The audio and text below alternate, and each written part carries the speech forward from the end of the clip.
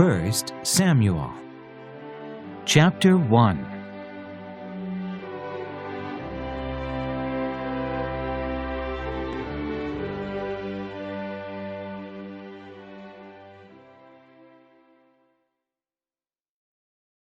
The birth of Samuel. There was a certain man from Ramathaim, a Zuphite, from the hill country of Ephraim, whose name was Elkanah, son of Jeroham, the son of Elihu, the son of Tohu, the son of Zuph, an Ephraimite. He had 2 wives, one was called Hannah, and the other was called Peninnah. Peninnah had children, but Hannah had none. Year after year this man went up from his town to worship and sacrifice to the Lord Almighty at Shiloh, where Hophni and Phinehas, the 2 sons of Eli, were priests of the Lord. Whenever the day came for Elkanah to sacrifice, he would give portions of the meat to his wife, Peninnah, and to all her sons and daughters. But to Hannah he gave a double portion because he loved her, and the Lord had closed her womb. And because the Lord had closed her womb, her rival kept provoking her in order to irritate her. This went on year after year. Whenever Hannah went up to the house of the Lord, her rival provoked her till she wept and would not eat. Elkanah, her husband, would say to her, "Hannah, why are you weeping? Why don't you eat? Why are you downhearted? Don't I mean more to you than 10 sons?" Once when they had finished eating and drinking in Shiloh, Hannah stood up. Now Eli the priest was sitting on a chair by the doorpost of the Lord's temple. In bitterness of soul Hannah wept much and prayed to the Lord, and she made a vow, saying, "O Lord Almighty, if you will only look upon your servant's misery and remember me, and not forget your servant, but give her a son, then I will give him to the Lord for all the days of his life, and no razor will ever be used on his head." As she kept on praying to the Lord, Eli observed her mouth. Hannah was praying in her heart, and her lips were moving, but her voice was not heard. Eli thought she was drunk, and said to her, "How long will you keep on getting drunk? Get rid of your wine." "Not so, my lord," Hannah replied. "I am a woman who is deeply troubled. I have not been drinking wine or beer. I was pouring out my soul to the Lord. Do not take your servant for a wicked woman. I have been praying here out of my great anguish and grief." Eli answered, "Go in peace, and may the God of Israel grant you what you have asked of him." She said, "May your servant find favor in your eyes." Then she went her way and ate something, and her face was no longer downcast. Early the next morning they arose and worshipped before the Lord, and went back to their home in Ramah. Elkanah lay with Hannah his wife, and the Lord remembered her. So in the course of time Hannah conceived and gave birth to a son. She named him Samuel, saying, "Because I asked the Lord for him." Hannah dedicates Samuel.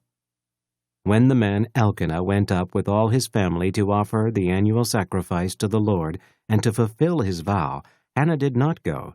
She said to her husband, "After the boy is weaned, I will take him and present him before the Lord, and he will live there always." "Do what seems best to you," Elkanah, her husband, told her. "Stay here until you have weaned him. Only may the Lord make good his word." So the woman stayed at home and nursed her son until she had weaned him. After he was weaned, she took the boy with her, young as he was, along with the 3-year-old bull, an ephah of flour, and a skin of wine, and brought him to the house of the Lord at Shiloh. When they had slaughtered the bull, they brought the boy to Eli, and she said to him, "As surely as you live, my lord, I am the woman who stood here beside you praying to the Lord. I prayed for this child, and the Lord has granted me what I asked of him. So now I give him to the Lord. For his whole life he will be given over to the Lord." And he worshipped the Lord there.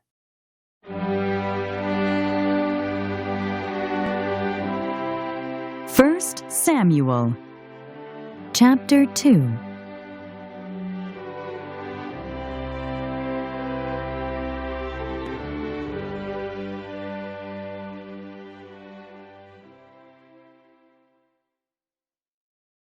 Hannah's prayer. Then Hannah prayed and said, "My heart rejoices in the Lord. In the Lord my horn is lifted high. My mouth boasts over my enemies, for I delight in your deliverance. There is no one holy like the Lord. There is no one besides you. There is no rock like our God. Do not keep talking so proudly, or let your mouth speak such arrogance, for the Lord is a God who knows, and by him deeds are weighed. The bows of the warriors are broken, but those who stumbled are armed with strength. Those who were full hire themselves out for food, but those who were hungry hunger no more. She who was barren has borne 7 children, but she who has had many sons pines away. The Lord brings death and makes alive. He brings down to the grave and raises up. The Lord sends poverty and wealth. He humbles and he exalts. He raises the poor from the dust and lifts the needy from the ash heap. He seats them with princes and has them inherit a throne of honor. For the foundations of the earth are the Lord's. Upon them he has set the world. He will guard the feet of his saints, but the wicked will be silenced in darkness. It is not by strength that one prevails. Those who oppose the Lord will be shattered. He will thunder against them from heaven. The Lord will judge the ends of the earth. He will give strength to his king and exalt the horn of his anointed. Then Elkanah went home to Ramah, but the boy ministered before the Lord under Eli the priest. Eli's wicked sons. Eli's sons were wicked men. They had no regard for the Lord. Now it was the practice of the priests with the people that whenever anyone offered a sacrifice, and while the meat was being boiled, the servant of the priest would come with a 3-pronged fork in his hand. He would plunge it into the pan or kettle or cauldron or pot, and the priest would take for himself whatever the fork brought up. This is how they treated all the Israelites who came to Shiloh.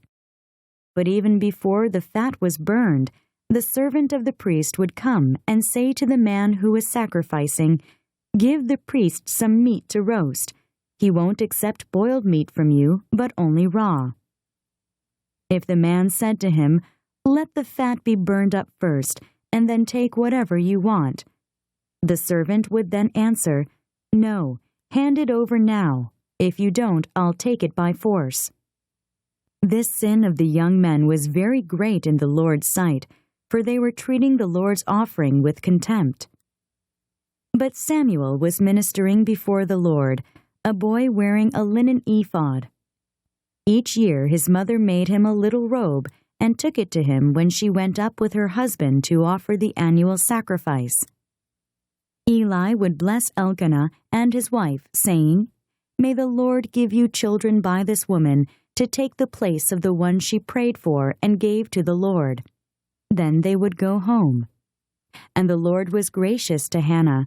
She conceived and gave birth to 3 sons and 2 daughters. Meanwhile, the boy Samuel grew up in the presence of the Lord. Now Eli, who was very old, heard about everything his sons were doing to all Israel, and how they slept with the women who served at the entrance to the tent of meeting. So he said to them, "Why do you do such things? I hear from all the people about these wicked deeds of yours. No, my sons, it is not a good report that I hear spreading among the Lord's people. If a man sins against another man, God may mediate for him. But if a man sins against the Lord, who will intercede for him?" His sons, however, did not listen to their father's rebuke, for it was the Lord's will to put them to death. And the boy Samuel continued to grow in stature and in favor with the Lord and with men. Prophecy against the house of Eli. Now a man of God came to Eli and said to him, "This is what the Lord says. Did I not clearly reveal myself to your father's house when they were in Egypt under Pharaoh? I chose your father out of all the tribes of Israel to be my priest, to go up to my altar, to burn incense, and to wear an ephod in my presence. I also gave your father's house all the offerings made with fire by the Israelites. Why do you scorn my sacrifice and offering that I prescribed for my dwelling? Why do you honor your sons more than me by fattening yourselves on the choice parts of every offering made by my people Israel? Therefore the Lord, the God of Israel, declares, I promised that your house and your father's house would minister before me forever. But now the Lord declares, Far be it from me. Those who honor me I will honor, but those who despise me will be disdained. The time is coming when I will cut short your strength and the strength of your father's house, so that there will not be an old man in your family line, and you will see distress in my dwelling. Although good will be done to Israel, in your family line there will never be an old man. Every one of you that I do not cut off from my altar will be spared only to blind your eyes with tears and to grieve your heart, and all your descendants will die in the prime of life. And what happens to your 2 sons, Hophni and Phinehas, will be assigned to you. They will both die on the same day. I will raise up for myself a faithful priest who will do according to what is in my heart and mind. I will firmly establish his house, and he will minister before my anointed one always. Then everyone left in your family line will come and bow down before him for a piece of silver and a crust of bread and plead, Appoint me to some priestly office so I can have food to eat.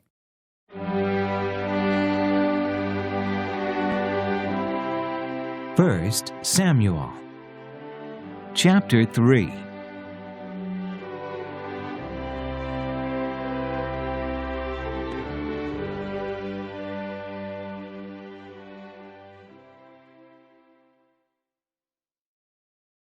The Lord calls Samuel.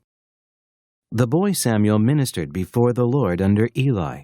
In those days the word of the Lord was rare. There were not many visions. One night, Eli, whose eyes were becoming so weak that he could barely see, was lying down in his usual place. The lamp of God had not yet gone out, and Samuel was lying down in the temple of the Lord, where the ark of God was. Then the Lord called Samuel. Samuel answered, Here I am. And he ran to Eli and said, Here I am. You called me.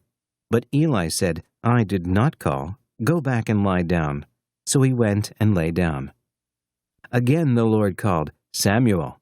And Samuel got up and went to Eli and said, Here I am. You called me.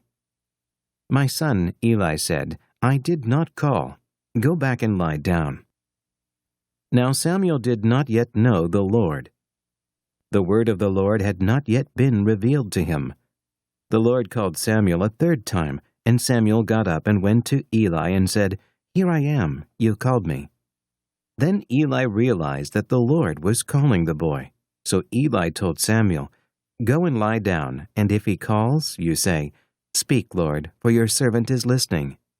So Samuel went and lay down in his place. The Lord came and stood there, calling, as at the other times, Samuel, Samuel. Then Samuel said, Speak, for your servant is listening. And the Lord said to Samuel, See, I am about to do something in Israel that will make the ears of everyone who hears of it tingle. At that time I will carry out against Eli everything I spoke against his family, from beginning to end. For I told him that I would judge his family forever. Because of the sin he knew about, his sons made themselves contemptible, and he failed to restrain them. Therefore I swore to the house of Eli, the guilt of Eli's house will never be atoned for by sacrifice or offering. Samuel lay down until morning and then opened the doors of the house of the Lord. He was afraid to tell Eli the vision, but Eli called him and said, Samuel, my son. Samuel answered, Here I am. What was it he said to you? Eli asked.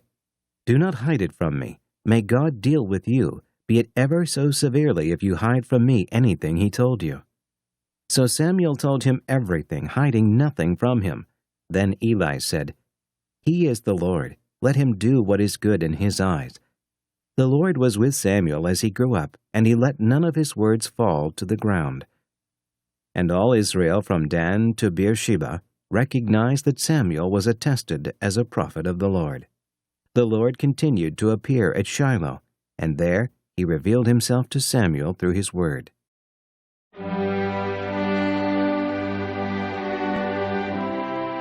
First Samuel, chapter 4.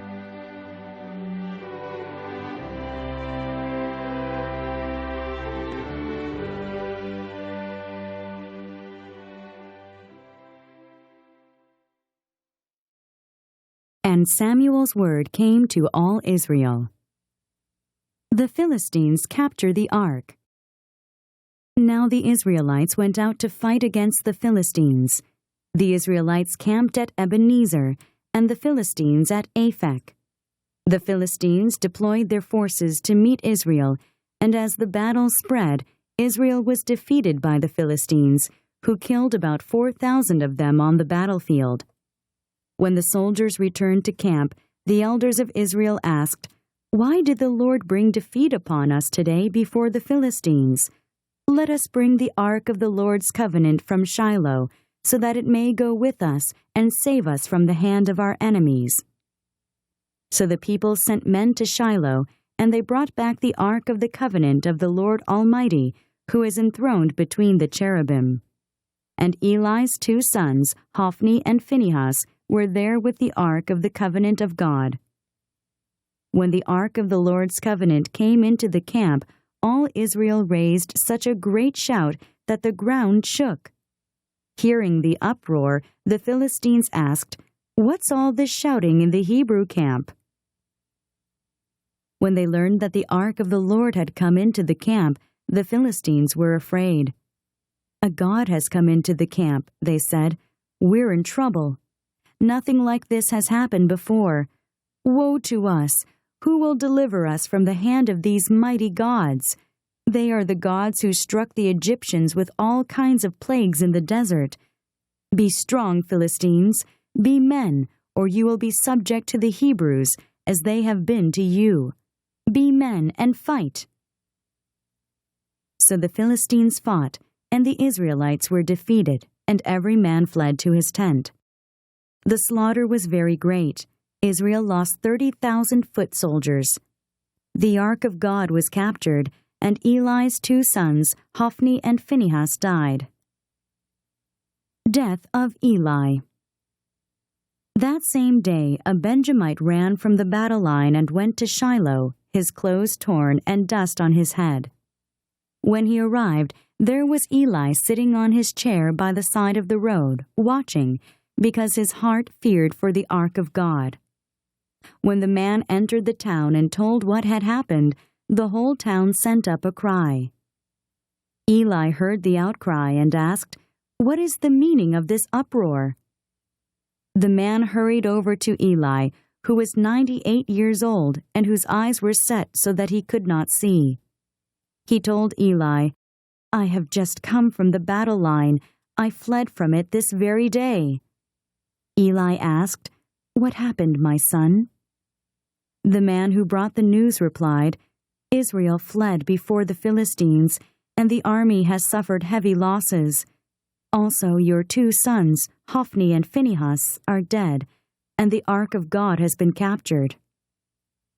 When he mentioned the ark of God, Eli fell backward off his chair by the side of the gate. His neck was broken, and he died, for he was an old man and heavy. He had led Israel 40 years. His daughter-in-law, the wife of Phinehas, was pregnant and near the time of delivery. When she heard the news that the ark of God had been captured and that her father-in-law and her husband were dead, she went into labor and gave birth, but was overcome by her labor pains. As she was dying, the women attending her said, "Don't despair, you have given birth to a son." But she did not respond or pay any attention. She named the boy Ichabod, saying, "The glory has departed from Israel, because of the capture of the ark of God and the deaths of her father-in-law and her husband." She said, "The glory has departed from Israel, for the ark of God has been captured."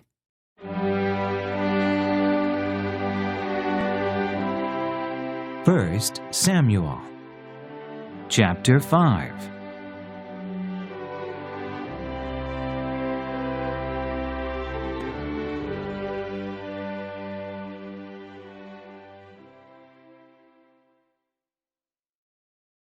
The ark in Ashdod and Ekron. After the Philistines had captured the ark of God, they took it from Ebenezer to Ashdod. Then they carried the ark into Dagon's temple and set it beside Dagon. When the people of Ashdod rose early the next day, there was Dagon, fallen on his face on the ground before the ark of the Lord.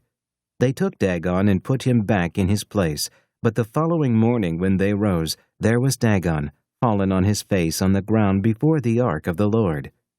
His head and hands had been broken off and were lying on the threshold, only his body remained. That is why to this day neither the priests of Dagon nor any others who enter Dagon's temple at Ashdod step on the threshold. The Lord's hand was heavy upon the people of Ashdod and its vicinity. He brought devastation upon them and afflicted them with tumors. When the men of Ashdod saw what was happening, they said, "The ark of the God of Israel must not stay here with us, because his hand is heavy upon us and upon Dagon our God." So they called together all the rulers of the Philistines and asked them, "What shall we do with the ark of the God of Israel?" They answered, "Have the ark of the God of Israel moved to Gath." So they moved the ark of the God of Israel. But after they had moved it, the Lord's hand was against that city, throwing it into a great panic. He afflicted the people of the city, both young and old, with an outbreak of tumors. So they sent the ark of God to Ekron. As the ark of God was entering Ekron, the people of Ekron cried out, "They have brought the ark of the God of Israel around to us to kill us and our people."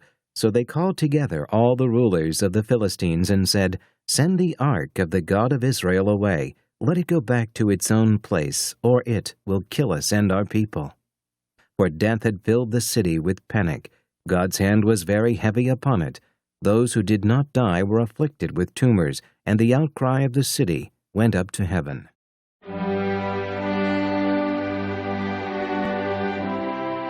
First Samuel, chapter 6.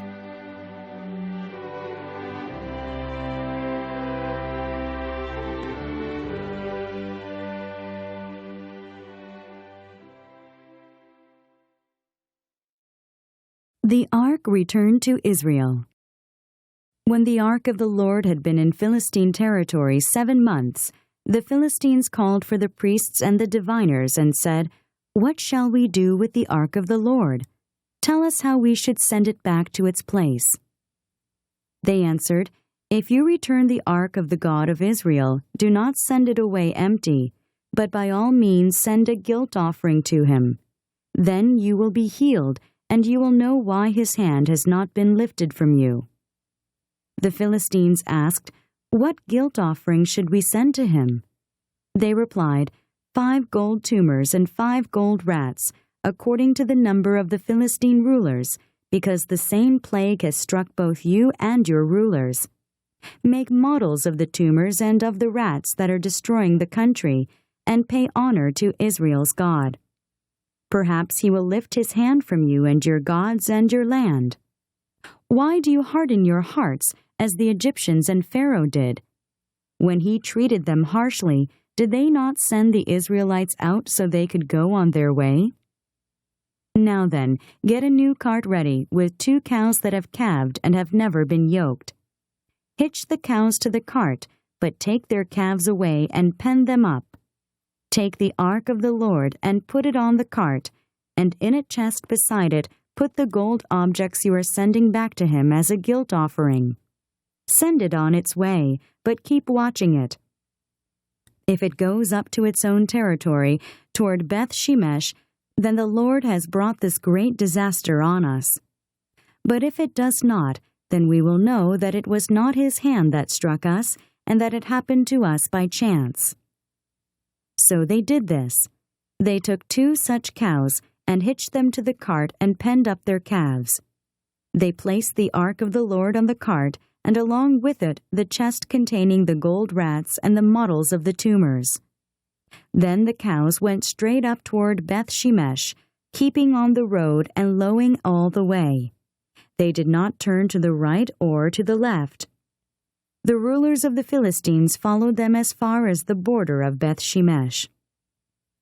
Now the people of Beth-Shemesh were harvesting their wheat in the valley, and when they looked up and saw the ark, they rejoiced at the sight. The cart came to the field of Joshua of Beth-Shemesh, and there it stopped beside a large rock. The people chopped up the wood of the cart and sacrificed the cows as a burnt offering to the Lord. The Levites took down the ark of the Lord, together with the chest containing the gold objects, and placed them on the large rock. On that day the people of Beth-shemesh offered burnt offerings and made sacrifices to the Lord.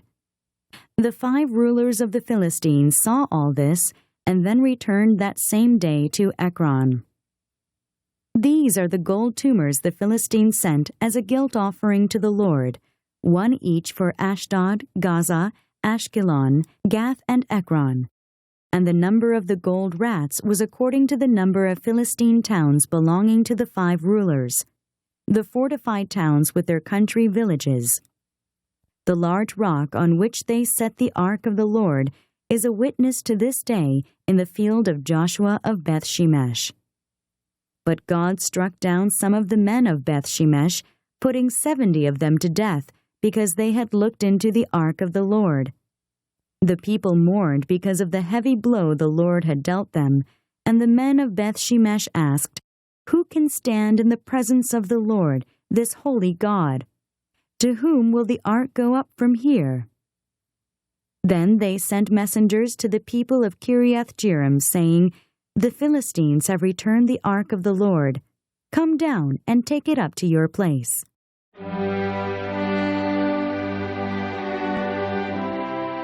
First Samuel, chapter 7.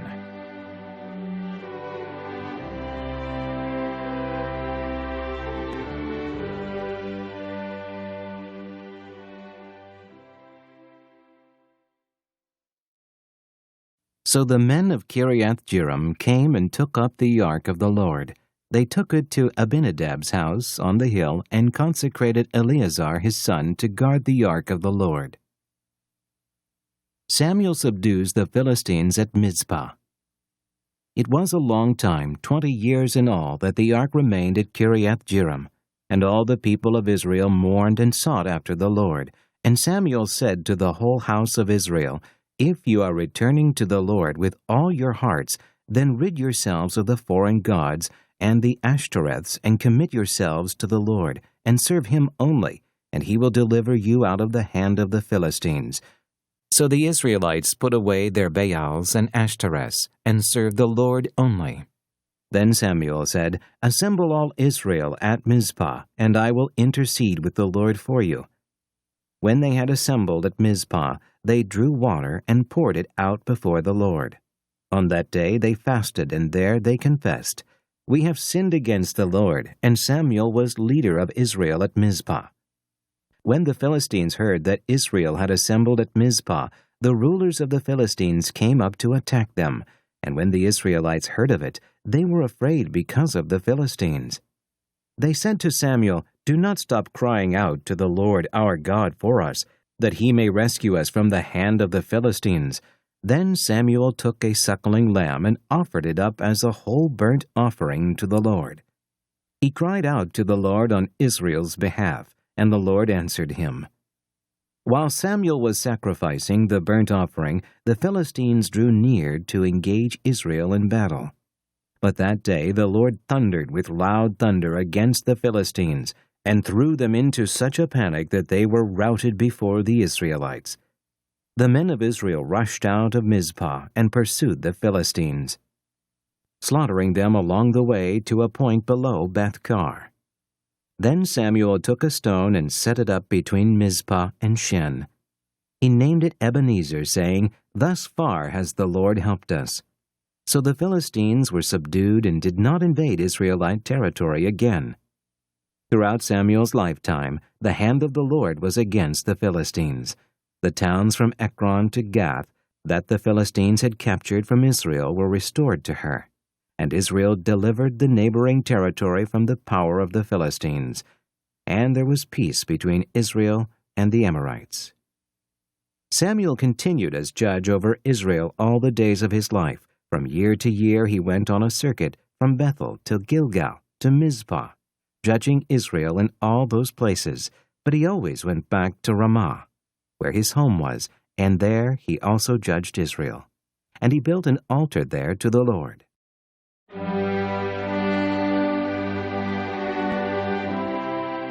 1 Samuel, chapter 8.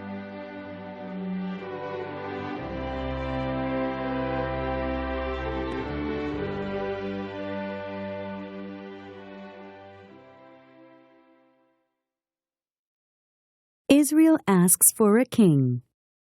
When Samuel grew old, he appointed his sons as judges for Israel. The name of his firstborn was Joel, and the name of his second was Abijah, and they served at Beersheba. But his sons did not walk in his ways. They turned aside after dishonest gain and accepted bribes and perverted justice. So all the elders of Israel gathered together and came to Samuel at Ramah. They said to him, "You are old, and your sons do not walk in your ways. Now appoint a king to lead us, such as all the other nations have." But when they said, "Give us a king to lead us," this displeased Samuel, so he prayed to the Lord.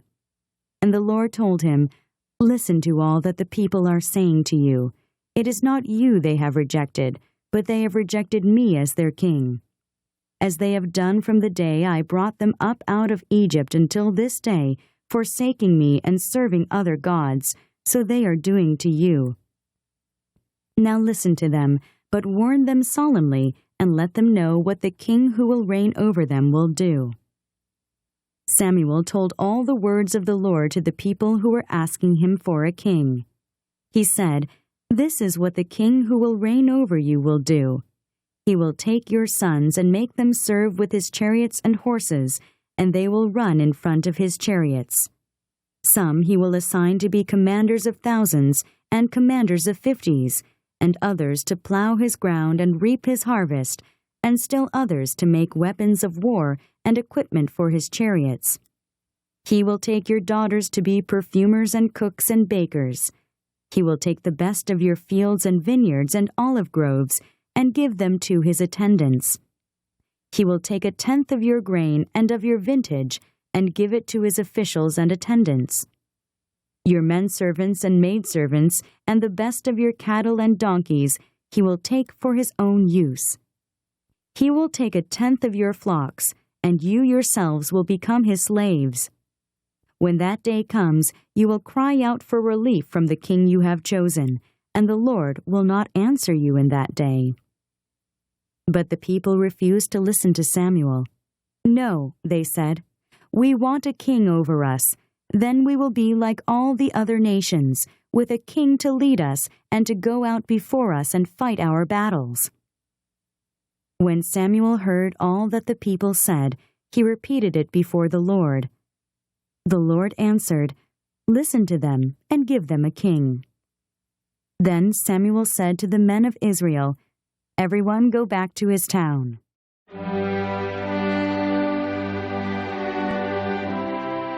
First Samuel, chapter 9.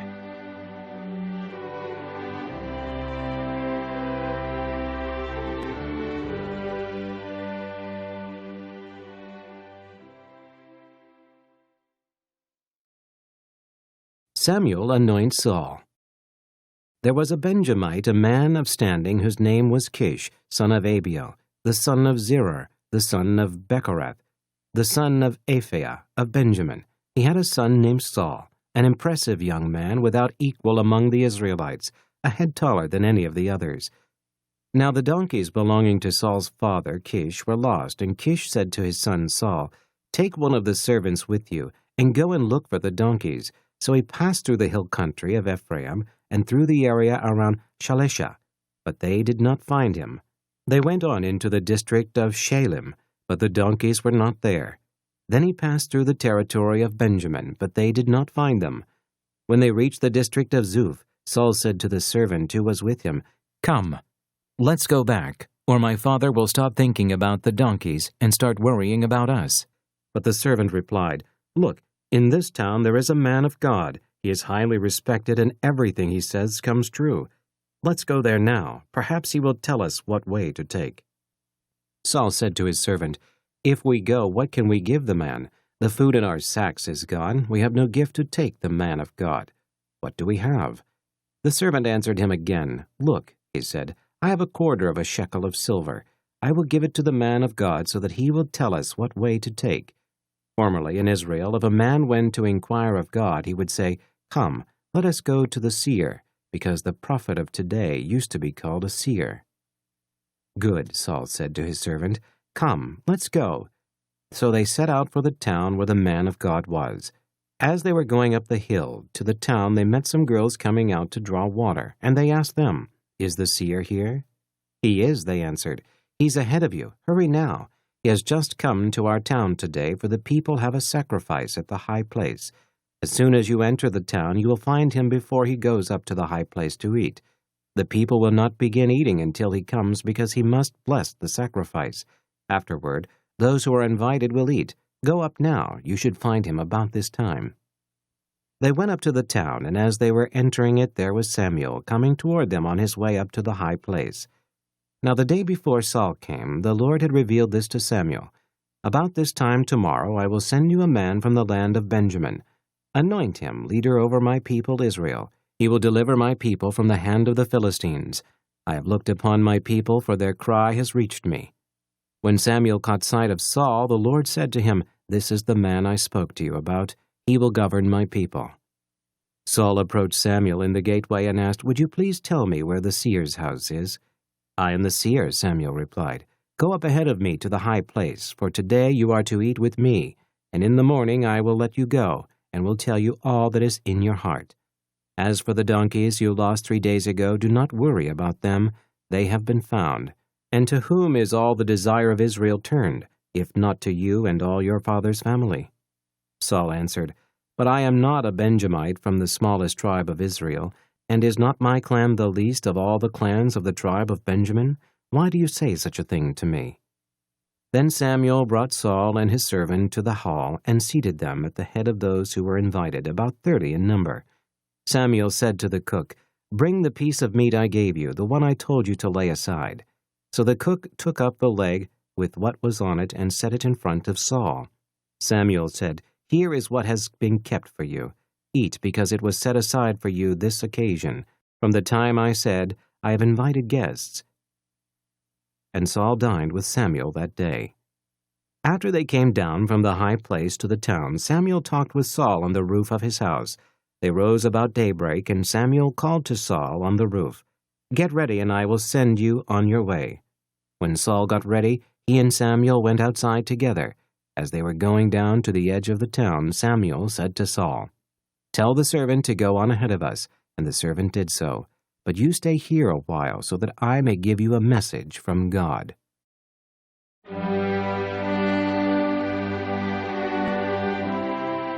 First Samuel, chapter 10.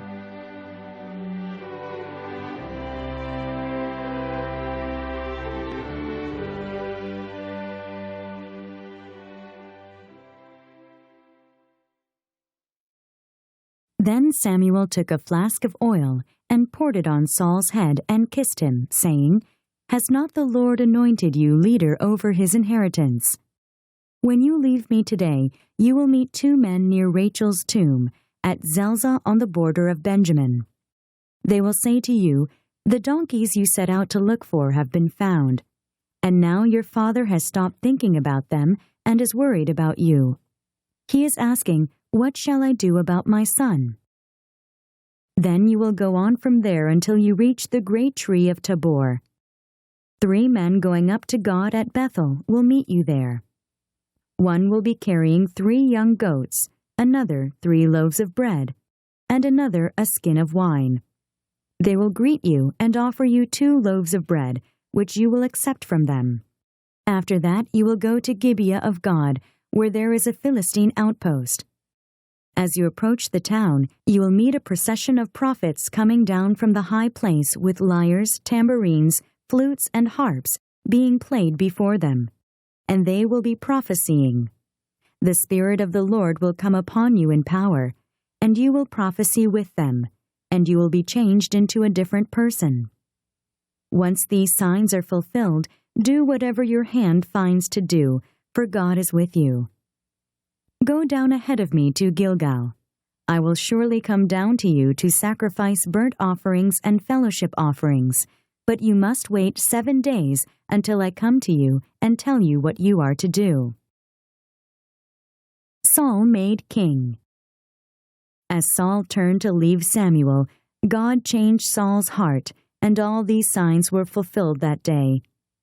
When they arrived at Gibeah, a procession of prophets met him. The Spirit of God came upon him in power, and he joined in their prophesying. When all those who had formerly known him saw him prophesying with the prophets, they asked each other, "What is this that has happened to the son of Kish? Is Saul also among the prophets?" A man who lived there answered, "And who is their father?" So it became a saying, "Is Saul also among the prophets?" After Saul stopped prophesying, he went to the high place. Now Saul's uncle asked him and his servant, "Where have you been?" "Looking for the donkeys," he said. "But when we saw they were not to be found, we went to Samuel." Saul's uncle said, "Tell me what Samuel said to you." Saul replied, "He assured us that the donkeys had been found," but he did not tell his uncle what Samuel had said about the kingship. Samuel summoned the people of Israel to the Lord at Mizpah and said to them, "This is what the Lord, the God of Israel, says. I brought Israel up out of Egypt, and I delivered you from the power of Egypt and all the kingdoms that oppressed you. But you have now rejected your God, who saves you out of all your calamities and distresses. And you have said, 'No, set a king over us.' So now present yourselves before the Lord by your tribes and clans." When Samuel brought all the tribes of Israel near, the tribe of Benjamin was chosen. Then he brought forward the tribe of Benjamin, clan by clan, and Matri's clan was chosen. Finally, Saul, son of Kish, was chosen. But when they looked for him, he was not to be found. So they inquired further of the Lord, "Has the man come here yet?" And the Lord said, "Yes, he has hidden himself among the baggage." They ran and brought him out, and as he stood among the people, he was a head taller than any of the others. Samuel said to all the people, "Do you see the man the Lord has chosen? There is no one like him among all the people." Then the people shouted, "Long live the king!" Samuel explained to the people the regulations of the kingship. He wrote them down on a scroll and deposited it before the Lord. Then Samuel dismissed the people, each to his own home. Saul also went to his home in Gibeah, accompanied by valiant men whose hearts God had touched. But some troublemakers said, "How can this fellow save us?" They despised him and brought him no gifts. But Saul kept silent.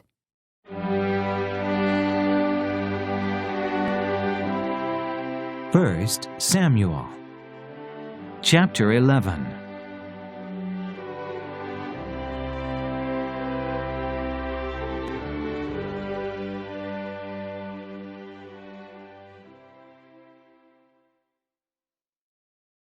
Saul rescues the city of Jabesh.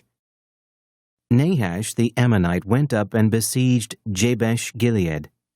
And all the men of Jabesh said to him, "Make a treaty with us, and we will be subject to you." But Nahash the Ammonite replied, "I will make a treaty with you only on the condition that I gouge out the right eye of every one of you, and so bring disgrace on all Israel." The elders of Jabesh said to him, "Give us 7 days so we can send messengers throughout Israel. If no one comes to rescue us, we will surrender to you." When the messengers came to Gibeah of Saul and reported these terms to the people, they all wept aloud. Just then Saul was returning from the fields behind his oxen, and he asked, "What is wrong with the people? Why are they weeping?" Then they repeated to him what the men of Jabesh had said. When Saul heard their words, the Spirit of God came upon him in power, and he burned with anger. He took a pair of oxen, cut them into pieces, and sent the pieces by messengers throughout Israel, proclaiming, "This is what will be done to the oxen of anyone who does not follow Saul and Samuel." Then the terror of the Lord fell on the people, and they turned out as one man. When Saul mustered them at Bezek, the men of Israel numbered 300,000, and the men of Judah 30,000. They told the messengers who had come, "Say to the men of Jabesh Gilead, by the time the sun is hot tomorrow, you will be delivered." When the messengers went and reported this to the men of Jabesh, they were elated. They said to the Ammonites, "Tomorrow we will surrender to you, and you can do to us whatever seems good to you." The next day Saul separated his men into 3 divisions. During the last watch of the night, they broke into the camp of the Ammonites and slaughtered them until the heat of the day. Those who survived were scattered, so that no 2 of them were left together. Saul confirmed as king. The people then said to Samuel, "Who was it that asked, 'Shall Saul reign over us?' Bring these men to us, and we will put them to death." But Saul said, "No one shall be put to death today, for this day the Lord has rescued Israel." Then Samuel said to the people, "Come, let us go to Gilgal, and there reaffirm the kingship." So all the people went to Gilgal, and confirmed Saul as king in the presence of the Lord. There they sacrificed fellowship offerings before the Lord, and Saul and all the Israelites held a great celebration.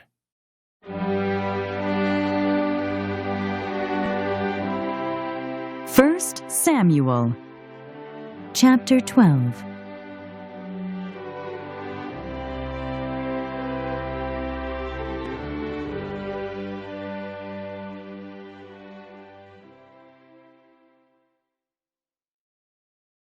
Samuel's farewell speech. Samuel said to all Israel, "I have listened to everything you said to me, and have set a king over you. Now you have a king as your leader. As for me, I am old and gray, and my sons are here with you. I have been your leader from my youth until this day. Here I stand. Testify against me in the presence of the Lord and his anointed. Whose ox have I taken? Whose donkey have I taken? Whom have I cheated? Whom have I oppressed? From whose hand have I accepted a bribe to make me shut my eyes? If I have done any of these, I will make it right." "You have not cheated or oppressed us," they replied. "You have not taken anything from anyone's hand." Samuel said to them, "The Lord is witness against you, and also his anointed is witness this day, that you have not found anything in my hand." "He is witness," they said. Then Samuel said to the people, "It is the Lord who appointed Moses and Aaron and brought your forefathers up out of Egypt. Now then, stand here, because I am going to confront you with evidence before the Lord as to all the righteous acts performed by the Lord for you and your fathers.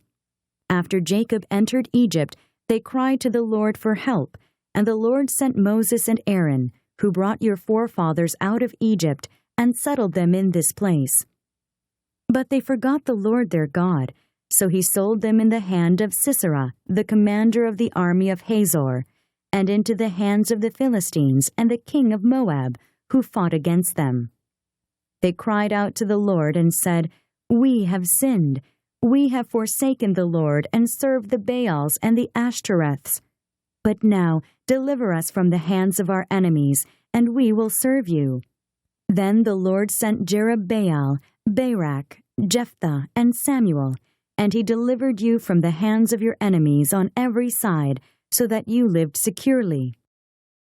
But when you saw that Nahash, king of the Ammonites, was moving against you, you said to me, 'No, we want a king to rule over us,' even though the Lord your God was your king. Now here is the king you have chosen, the one you asked for. See, the Lord has set a king over you. If you fear the Lord and serve and obey him, and do not rebel against his commands, and if both you and the king who reigns over you follow the Lord your God, good. But if you do not obey the Lord, and if you rebel against his commands, his hand will be against you, as it was against your fathers." Now then, Stand still and see this great thing the Lord is about to do before your eyes. Is it not wheat harvest now? I will call upon the Lord to send thunder and rain, and you will realize what an evil thing you did in the eyes of the Lord when you asked for a king." Then Samuel called upon the Lord, and that same day the Lord sent thunder and rain. So all the people stood in awe of the Lord and of Samuel. The people all said to Samuel, "Pray to the Lord your God for your servants, so that we will not die, for we have added to all our other sins the evil of asking for a king." "Do not be afraid," Samuel replied. "You have done all this evil, yet do not turn away from the Lord, but serve the Lord with all your heart. Do not turn away after useless idols. They can do you no good, nor can they rescue you, because they are useless. For the sake of his great name, the Lord will not reject his people, because the Lord was pleased to make you his own. As for me, far be it from me that I should sin against the Lord by failing to pray for you. And I will teach you the way that is good and right. But be sure to fear the Lord and serve him faithfully with all your heart. Consider what great things he has done for you. Yet if you persist in doing evil, both you and your king will be swept away."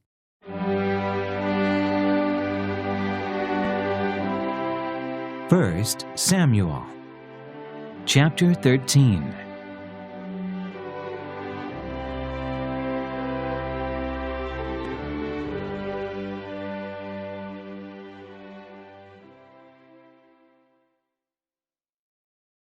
Samuel rebukes Saul. Saul was 30 years old when he became king, and he reigned over Israel 42 years.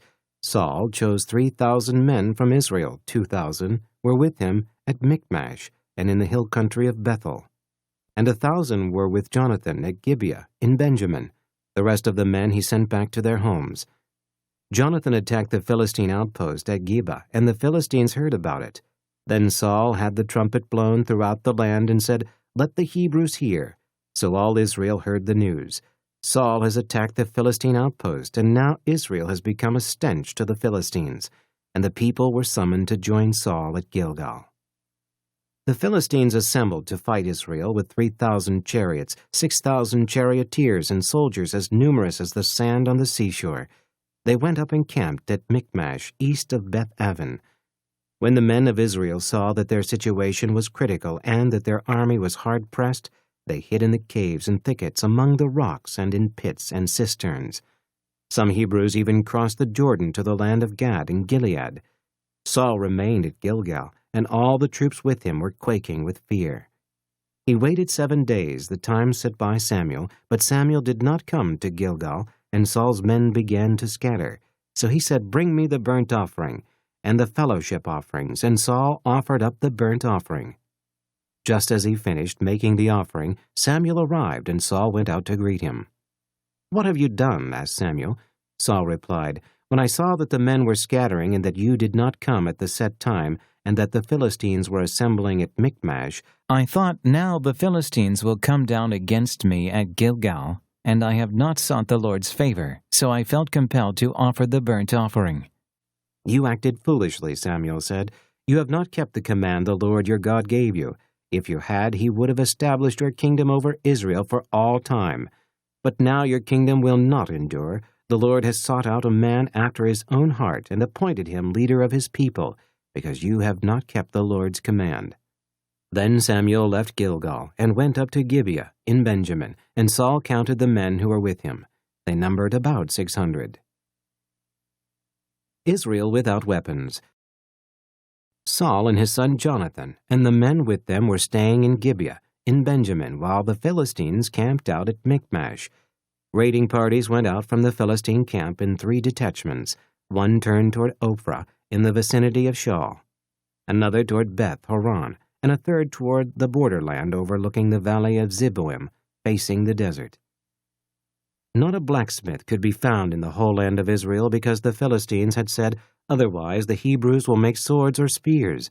So all Israel went down to the Philistines to have their plowshares mattocks, axes, and sickles sharpened. The price was 2/3 of a shekel for sharpening plowshares and mattocks, and 1/3 of a shekel for sharpening forks and axes, and for repointing goads.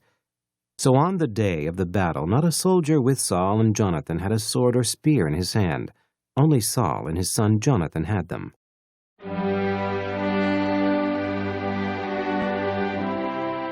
1 Samuel, chapter 14.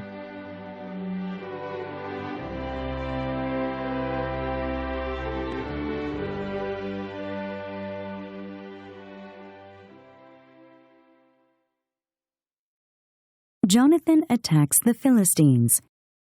Now a detachment of Philistines had gone out to the pass at Michmash. One day Jonathan, son of Saul, said to the young man bearing his armor, "Come, let's go over to the Philistine outpost on the other side." But he did not tell his father.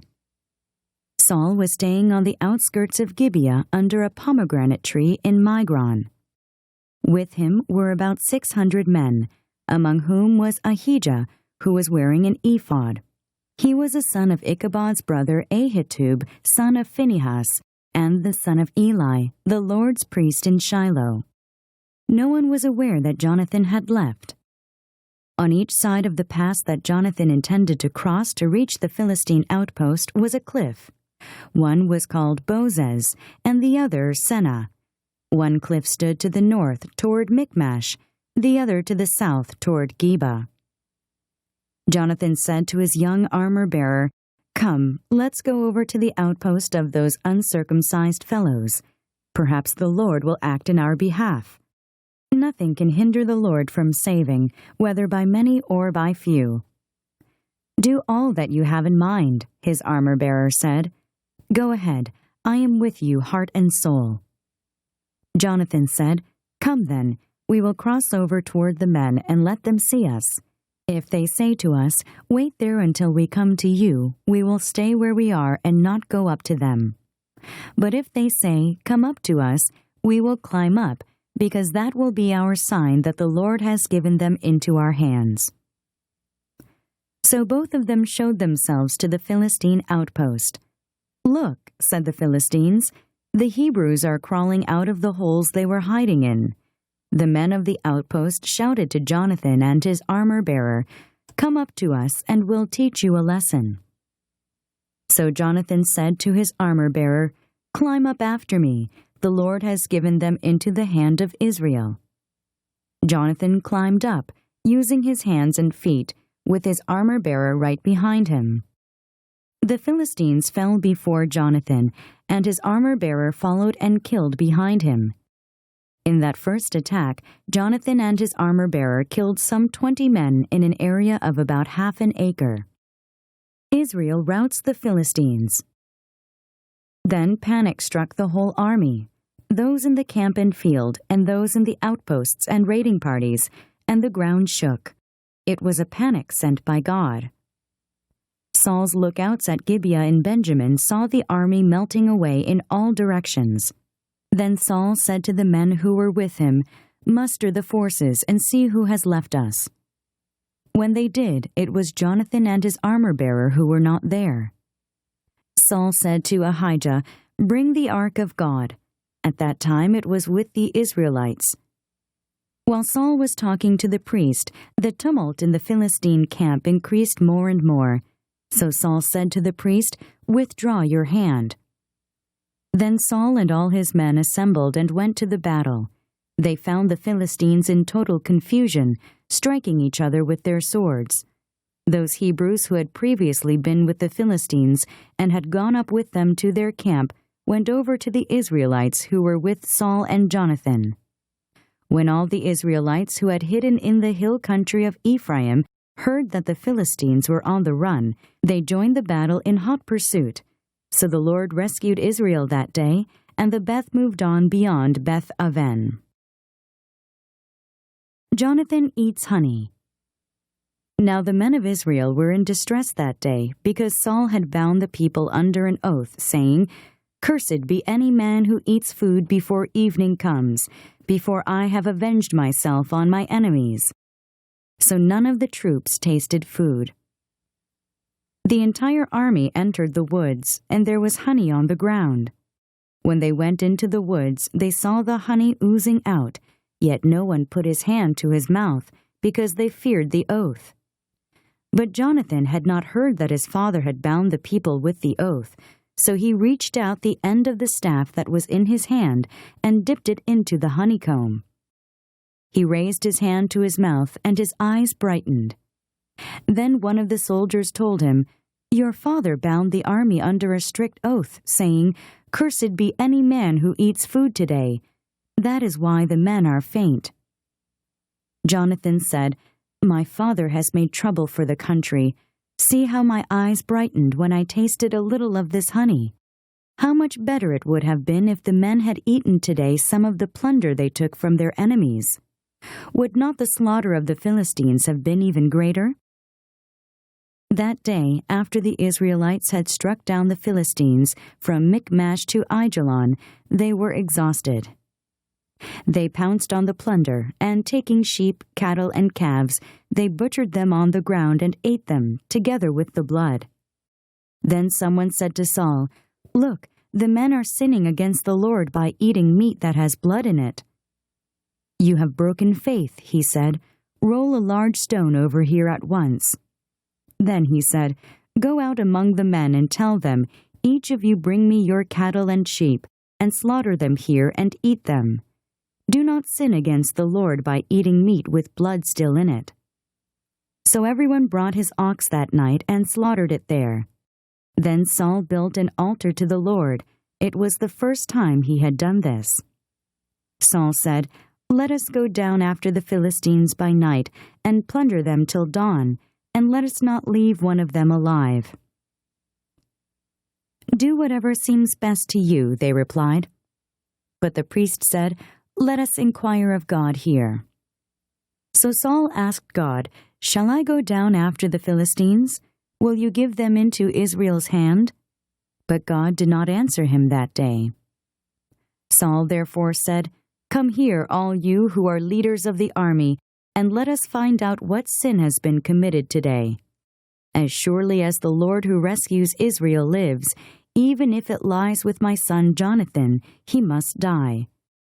But not one of the men said a word. Saul then said to all the Israelites, "You stand over there. I and Jonathan my son will stand over here." "Do what seems best to you," the men replied. Then Saul prayed to the Lord, the God of Israel, "Give me the right answer." And Jonathan and Saul were taken by lot, and the men were cleared. Saul said, "Cast the lot between me and Jonathan my son." And Jonathan was taken. Then Saul said to Jonathan, "Tell me what you have done." So Jonathan told him, "I merely tasted a little honey with the end of my staff, and now must I die?" Saul said, "May God deal with me, be it ever so severely, if you do not die, Jonathan." But the men said to Saul, "Should Jonathan die, he who has brought about this great deliverance in Israel? Never!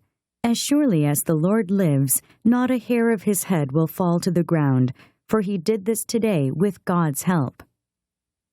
So the men rescued Jonathan, and he was not put to death. Then Saul stopped pursuing the Philistines, and they withdrew to their own land. After Saul had assumed rule over Israel, he fought against their enemies on every side: Moab, the Ammonites, Edom, the kings of Zobah, and the Philistines. Wherever he turned, he inflicted punishment on them. He fought valiantly and defeated the Amalekites, delivering Israel from the hands of those who had plundered them. Saul's family. Saul's sons were Jonathan, Ishvi, and Malchishua. The name of his older daughter was Merab, and that of the younger was Michal. His wife's name was Ahinoam, daughter of Ahimaaz. The name of the commander of Saul's army was Abner, son of Ner, and Ner was Saul's uncle. Saul's father Kish and Abner's father Ner were sons of Abiel. All the days of Saul there was bitter war with the Philistines, and whenever Saul saw a mighty or brave man, he took him into his service.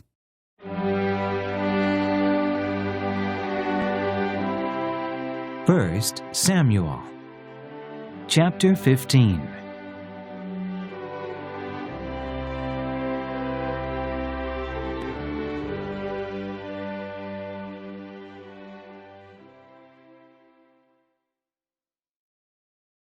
The Lord rejects Saul as king. Samuel said to Saul, I am the one the Lord sent to anoint you king over his people Israel. So listen now to the message from the Lord. This is what the Lord Almighty says, I will punish the Amalekites for what they did to Israel when they waylaid them as they came up from Egypt. Now go attack the Amalekites and totally destroy everything that belongs to them. Do not spare them. Put to death men and women, children, infants, cattle and sheep, camels and donkeys. So Saul summoned the men and mustered them at Telaim, 200,000 foot soldiers and 10,000 men from Judah. Saul went to the city of Amalek and set an ambush in the ravine. Then he said to the Kenites, Go away, leave the Amalekites, so that I do not destroy you along with them. For you showed kindness to all the Israelites when they came up out of Egypt. So the Kenites moved away from the Amalekites. Then Saul attacked the Amalekites all the way from Havilah to Shur, to the east of Egypt. He took Agag, king of the Amalekites, alive, and all his people he totally destroyed with the sword. But Saul and the army spared Agag, and the best of the sheep and cattle, the fat calves and lambs, everything that was good. These they were unwilling to destroy completely, but everything that was despised and weak they totally destroyed. Then the word of the Lord came to Samuel, I am grieved that I have made Saul king because he has turned away from me and has not carried out my instructions. Samuel was troubled, and he cried out to the Lord all that night. Early in the morning Samuel got up and went to meet Saul, but he was told, Saul has gone to Carmel. There he has set up a monument in his own honor, and has turned and gone on down to Gilgal. When Samuel reached him, Saul said, The Lord bless you. I have carried out the Lord's instructions. But Samuel said, What then is this bleating of sheep in my ears? What is this lowing of cattle that I hear? Saul answered, The soldiers brought them from the Amalekites. They spared the best of the sheep and cattle to sacrifice to the Lord your God, but we totally destroyed the rest. Stop, Samuel said to Saul. Let me tell you what the Lord said to me last night. Tell me, Saul replied. Samuel said, Although you were once small in your own eyes, did you not become the head of the tribes of Israel? The Lord anointed you king over Israel. And he sent you on a mission, saying, Go and completely destroy those wicked people, the Amalekites. Make war on them until you have wiped them out. Why did you not obey the Lord? Why did you pounce on the plunder and do evil in the eyes of the Lord? But I did obey the Lord, Saul said. I went on the mission the Lord assigned me. I completely destroyed the Amalekites and brought back Agag their king. The soldiers took sheep and cattle from the plunder, the best of what was devoted to God, in order to sacrifice them to the Lord your God at Gilgal. But Samuel replied, Does the Lord delight in burnt offerings and sacrifices as much as in obeying the voice of the Lord? To obey is better than sacrifice, and to heed is better than the fat of rams. For rebellion is like the sin of divination, and arrogance like the evil of idolatry. Because you have rejected the word of the Lord, he has rejected you as king. Then Saul said to Samuel, I have sinned. I violated the Lord's command and your instructions. I was afraid of the people, and so I gave in to them. Now I beg you, forgive my sin and come back with me, so that I may worship the Lord. But Samuel said to him, I will not go back with you. You have rejected the word of the Lord, and the Lord has rejected you as king over Israel. As Samuel turned to leave, Saul caught hold of the hem of his robe, and it tore. Samuel said to him, The Lord has torn the kingdom of Israel from you today, and has given it to one of your neighbors, to one better than you. He who is the glory of Israel does not lie or change his mind, for he is not a man that he should change his mind. Saul replied, I have sinned, but please honor me before the elders of my people and before Israel. Come back with me, so that I may worship the Lord your God." So Samuel went back with Saul, and Saul worshipped the Lord. Then Samuel said, "Bring me Agag, king of the Amalekites." Agag came to him confidently, thinking, "Surely the bitterness of death is past." But Samuel said, "As your sword has made women childless, so will your mother be childless among women." And Samuel put Agag to death before the Lord at Gilgal. Then Samuel left for Ramah, but Saul went up to his home in Gibeah of Saul. Until the day Samuel died, he did not go to see Saul again, though Samuel mourned for him, and the Lord was grieved that he had made Saul king over Israel.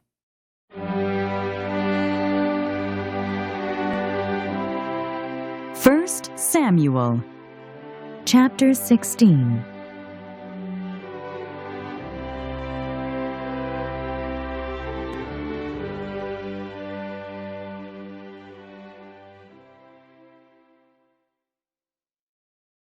Samuel anoints David. The Lord said to Samuel, "How long will you mourn for Saul, since I have rejected him as king over Israel? Fill your horn with oil and be on your way. I am sending you to Jesse of Bethlehem. I have chosen one of his sons to be king." But Samuel said, "How can I go? Saul will hear about it and kill me." The Lord said, "Take a heifer with you and say, 'I have come to sacrifice to the Lord.' Invite Jesse to the sacrifice, and I will show you what to do. You are to anoint for me the one I indicate." Samuel did what the Lord said. When he arrived at Bethlehem, the elders of the town trembled when they met him. They asked, "Do you come in peace?" Samuel replied, "Yes, in peace. I have come to sacrifice to the Lord. Consecrate yourselves and come to the sacrifice with me." Then he consecrated Jesse and his sons and invited them to the sacrifice. When they arrived, Samuel saw Eliab and thought, "Surely the Lord's anointed stands here before the Lord." But the Lord said to Samuel, "Do not consider his appearance or his height, for I have rejected him. The Lord does not look at the things man looks at.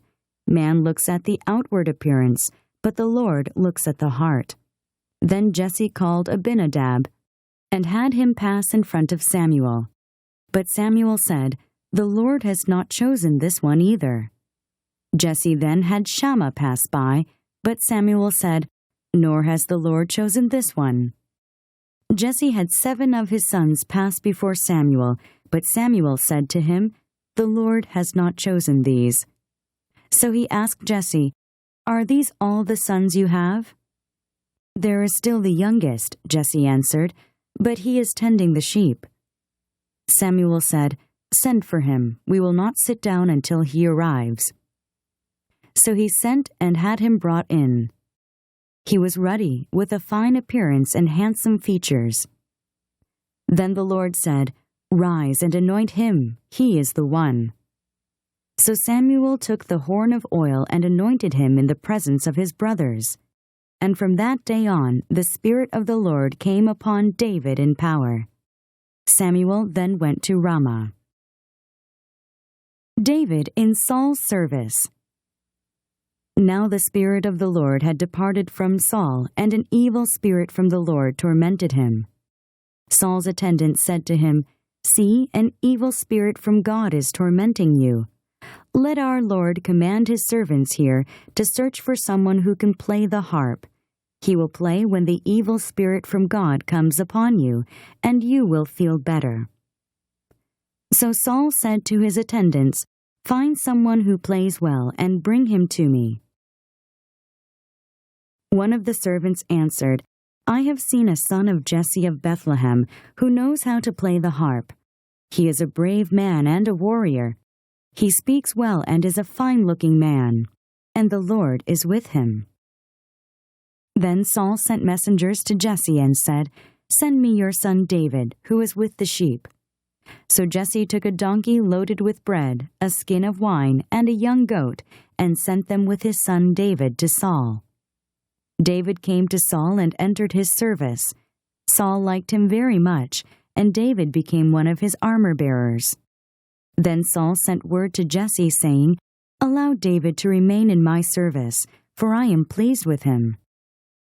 Whenever the Spirit from God came upon Saul, David would take his harp and play. Then relief would come to Saul, he would feel better, and the evil spirit would leave him.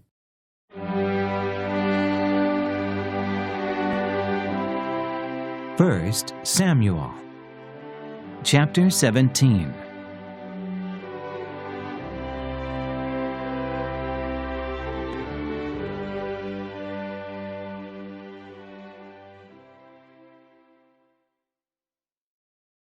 David and Goliath. Now the Philistines gathered their forces for war and assembled at Socoh in Judah. They pitched camp at Ephes-dammim between Socoh and Azekah. Saul and the Israelites assembled and camped in the valley of Elah and drew up their battle line to meet the Philistines. The Philistines occupied one hill and the Israelites another, with the valley between them. A champion named Goliath, who was from Gath, came out of the Philistine camp. He was over 9 feet tall. He had a bronze helmet on his head and wore a coat of scale armor of bronze weighing 5,000 shekels. On his leg he wore bronze greaves, and a bronze javelin was slung on his back. His spear shaft was like a weaver's rod, and its iron point weighed 600 shekels. His shield bearer went ahead of him. Goliath stood and shouted to the ranks of Israel, "Why do you come out and line up for battle? Am I not a Philistine, and are you not the servants of Saul? Choose a man and have him come down to me. If he is able to fight and kill me, we will become your subjects. But if I overcome him and kill him, you will become our subjects and serve us." Then the Philistine said, "This day I defy the ranks of Israel. Give me a man and let us fight each other." On hearing the Philistines' words, Saul and all the Israelites were dismayed and terrified. Now David was the son of an Ephrathite named Jesse, who was from Bethlehem in Judah. Jesse had 8 sons, and in Saul's time he was old and well advanced in years. Jesse's 3 oldest sons had followed Saul to the war. The firstborn was Eliab, the second, Abinadab, and the third, Shema. David was the youngest. The 3 oldest followed Saul, but David went back and forth from Saul to tend his father's sheep at Bethlehem. For 40 days the Philistine came forward every morning and evening and took his stand. Now Jesse said to his son David, "Take this ephah of roasted grain and these 10 loaves of bread for your brothers, and hurry to their camp. Take along these 10 cheeses to the commander of their unit. See how your brothers are, and bring back some assurance from them. They are with Saul and all the men of Israel in the valley of Elah, fighting against the Philistines." Early in the morning, David left the flock with a shepherd, loaded up and set out as Jesse had directed. He reached the camp as the army was going out to its battle positions, shouting the war cry. Israel and the Philistines were drawing up their lines facing each other. David left his things with the keeper of supplies, ran to the battle lines, and greeted his brothers. As he was talking with them, Goliath, the Philistine champion from Gath, stepped out from his lines and shouted his usual defiance, and David heard it. When the Israelites saw the man, they all ran from him in great fear. Now the Israelites had been saying, "Do you see how this man keeps coming out? He comes out to defy Israel. The king will give great wealth to the man who kills him. He will also give him his daughter in marriage, and will exempt his father's family from taxes in Israel." David asked the men standing near him, "What will be done for the man who kills this Philistine and removes this disgrace from Israel? Who is this uncircumcised Philistine that he should defy the armies of the living God?" They repeated to him what they had been saying and told him, "This is what will be done for the man who kills him." When Eliab, David's oldest brother, heard him speaking with the men, he burned with anger at him and asked, "Why have you come down here? And with whom did you leave those few sheep in the desert? I know how conceited you are and how wicked your heart is. You came down only to watch the battle." "Now what have I done?" said David. "Can't I even speak?" He then turned away to someone else and brought up the same matter. And the men answered him as before, What David said was overheard and reported to Saul, and Saul sent for him. David said to Saul, "Let no one lose heart on account of this Philistine. Your servant will go and fight him." Saul replied, "You are not able to go out against this Philistine and fight him. You are only a boy, and he has been a fighting man from his youth." But David said to Saul, "Your servant has been keeping his father's sheep. When a lion or a bear came and carried off a sheep from the flock, I went after it, struck it, and rescued the sheep from its mouth. When it turned on me, I seized it by its hair, struck it, and killed it. Your servant has killed both the lion and the bear. This uncircumcised Philistine will be like one of them, because he has defied the armies of the living God. The Lord who delivered me from the paw of the lion and the paw of the bear will deliver me from the hand of this Philistine." Saul said to David, "Go, and the Lord be with you." Then Saul dressed David in his own tunic. He put a coat of armor on him and a bronze helmet on his head. David fastened on his sword over the tunic and tried walking around because he was not used to them. "I cannot go in these," he said to Saul, "because I am not used to them." So he took them off. Then he took his staff in his hand, chose 5 smooth stones from the stream, put them in the pouch of his shepherd's bag, and, with his sling in his hand, approached the Philistine. Meanwhile, the Philistine, with his shield-bearer in front of him, kept coming closer to David. He looked David over and saw that he was only a boy, ruddy and handsome, and he despised him.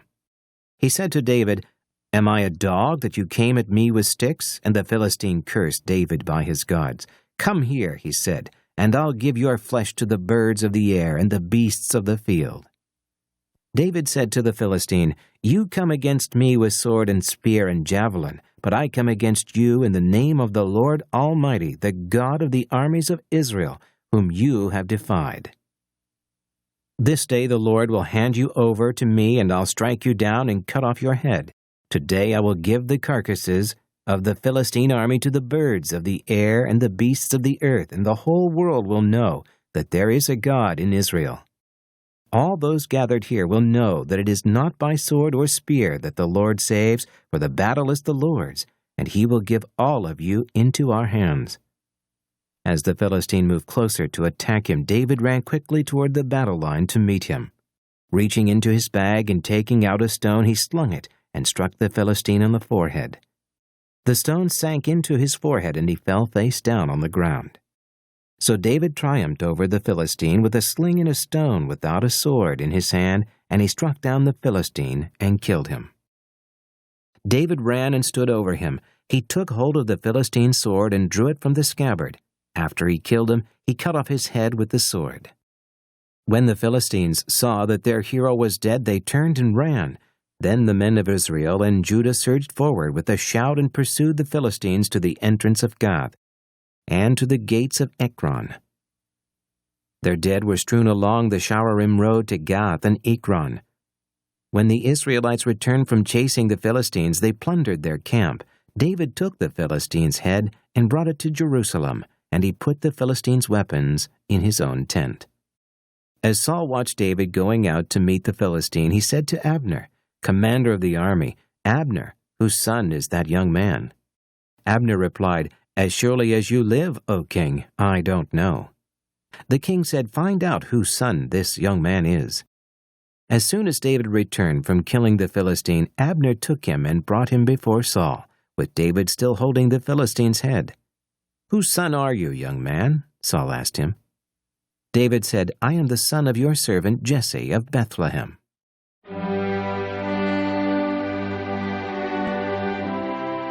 1 Samuel, chapter 18.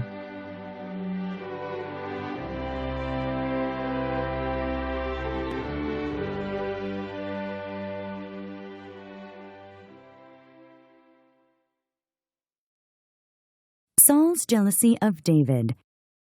After David had finished talking with Saul, Jonathan became one in spirit with David, and he loved him as himself. From that day, Saul kept David with him and did not let him return to his father's house. And Jonathan made a covenant with David because he loved him as himself. Jonathan took off the robe he was wearing and gave it to David, along with his tunic and even his sword, his bow, and his belt. Whatever Saul sent him to do, David did it so successfully that Saul gave him a high rank in the army. This pleased all the people, and Saul's officers as well. When the men were returning home after David had killed the Philistine, the women came out from all the towns of Israel to meet King Saul with singing and dancing, with joyful songs and with tambourines and lutes. As they danced, they sang, "Saul has slain his thousands, and David his tens of thousands." Saul was very angry. This refrain galled him. "They have credited David with tens of thousands," he thought, "but me with only thousands. What more can he get but the kingdom?" And from that time on, Saul kept a jealous eye on David. The next day, an evil spirit from God came forcefully upon Saul. He was prophesying in his house, while David was playing the harp, as he usually did. Saul had a spear in his hand, and he hurled it, saying to himself, "I'll pin David to the wall." But David eluded him twice. Saul was afraid of David, because the Lord was with David but had left Saul. So he sent David away from him and gave him command over 1,000 men, and David led the troops in their campaigns. In everything he did, he had great success, because the Lord was with him. When Saul saw how successful he was afraid of him. But all Israel and Judah loved David, because he led them in their campaigns. Saul said to David, "Here is my older daughter Merab. I will give her to you in marriage. Only serve me bravely and fight the battles of the Lord." For Saul said to himself, "I will not raise a hand against him. Let the Philistines do that." But David said to Saul, "Who am I, and what is my family or my father's clan in Israel, that I should become the king's son-in-law?" So when the time came for Merab, Saul's daughter, to be given to David, she was given in marriage to Adriel of Meholah. Now Saul's daughter Michal was in love with David, and when they told Saul about it, he was pleased.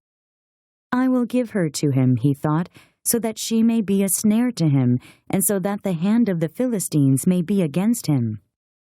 So Saul said to David, "Now you have a second opportunity to become my son-in-law."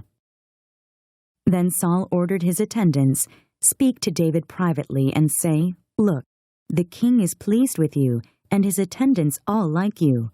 Now become his son-in-law.'" They repeated these words to David.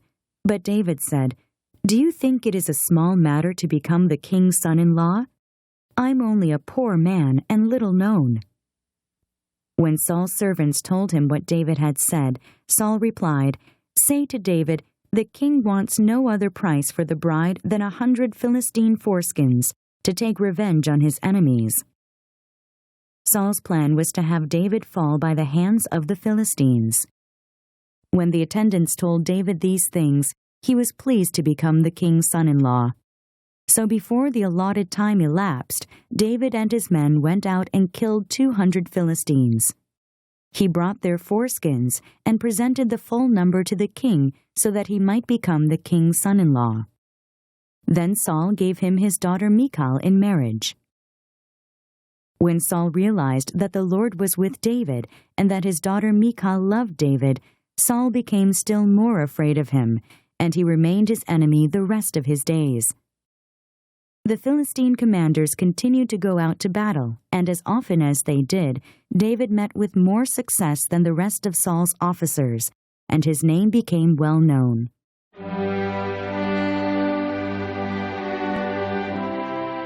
First Samuel, chapter 19.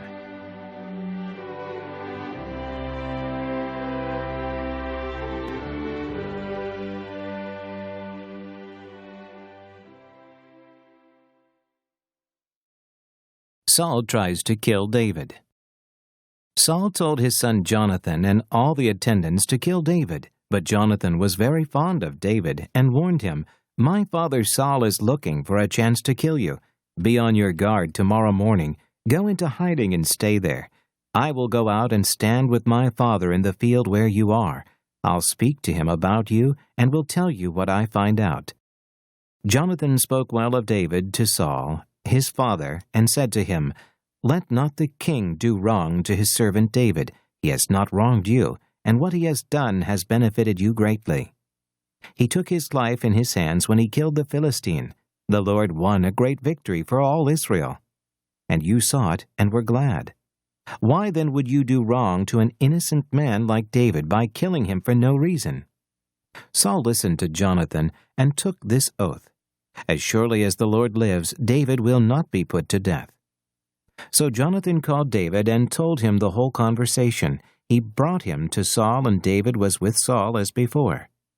Once more war broke out, and David went out and fought the Philistines. He struck them with such force that they fled before him. But an evil spirit from the Lord came upon Saul as he was sitting in his house with his spear in his hand. While David was playing the harp, Saul tried to pin him to the wall with his spear, but David eluded him as Saul drove the spear into the wall. That night David made good his escape. Saul sent men to David's house to watch it and to kill him in the morning. But Michal, David's wife, warned him, "If you don't run for your life tonight, tomorrow you'll be killed." So Michal let David down through a window, and he fled and escaped. Then Michal took an idol and laid it on the bed, covering it with a garment, and putting some goat's hair at the head. When Saul sent the men to capture David, Michal said, "He is ill." Then Saul sent the men back to see David and told them, "Bring him up to me in his bed so that I may kill him." But when the men entered, there was the idol in the bed, and at the head was some goat's hair. Saul said to Michal, "Why did you deceive me like this and send my enemy away so that he escaped?" Michal told them, "He said to me, 'Let me get away. Why should I kill you?'" When David had fled and made his escape, he went to Samuel at Ramah and told him all that Saul had done to him. Then he and Samuel went to Naioth and stayed there. Word came to Saul, "David is in Naioth at Ramah." So he sent men to capture him. But when they saw a group of prophets prophesying, with Samuel standing there as their leader, the Spirit of God came upon Saul's men, and they also prophesied. Saul was told about it, and he sent more men, and they prophesied too. Saul sent men a third time, and they also prophesied. Finally, he himself left for Ramah and went to the great cistern at Seku. And he asked, "Where are Samuel and David?" "Over in Naioth at Ramah," they said. So Saul went to Naioth at Ramah, but the Spirit of God came even upon him, and he walked along prophesying until he came to Naioth. He stripped off his robes, and he also prophesied in Samuel's presence. He lay that way all that day and night. This is why people say, "Is Saul also among the prophets?"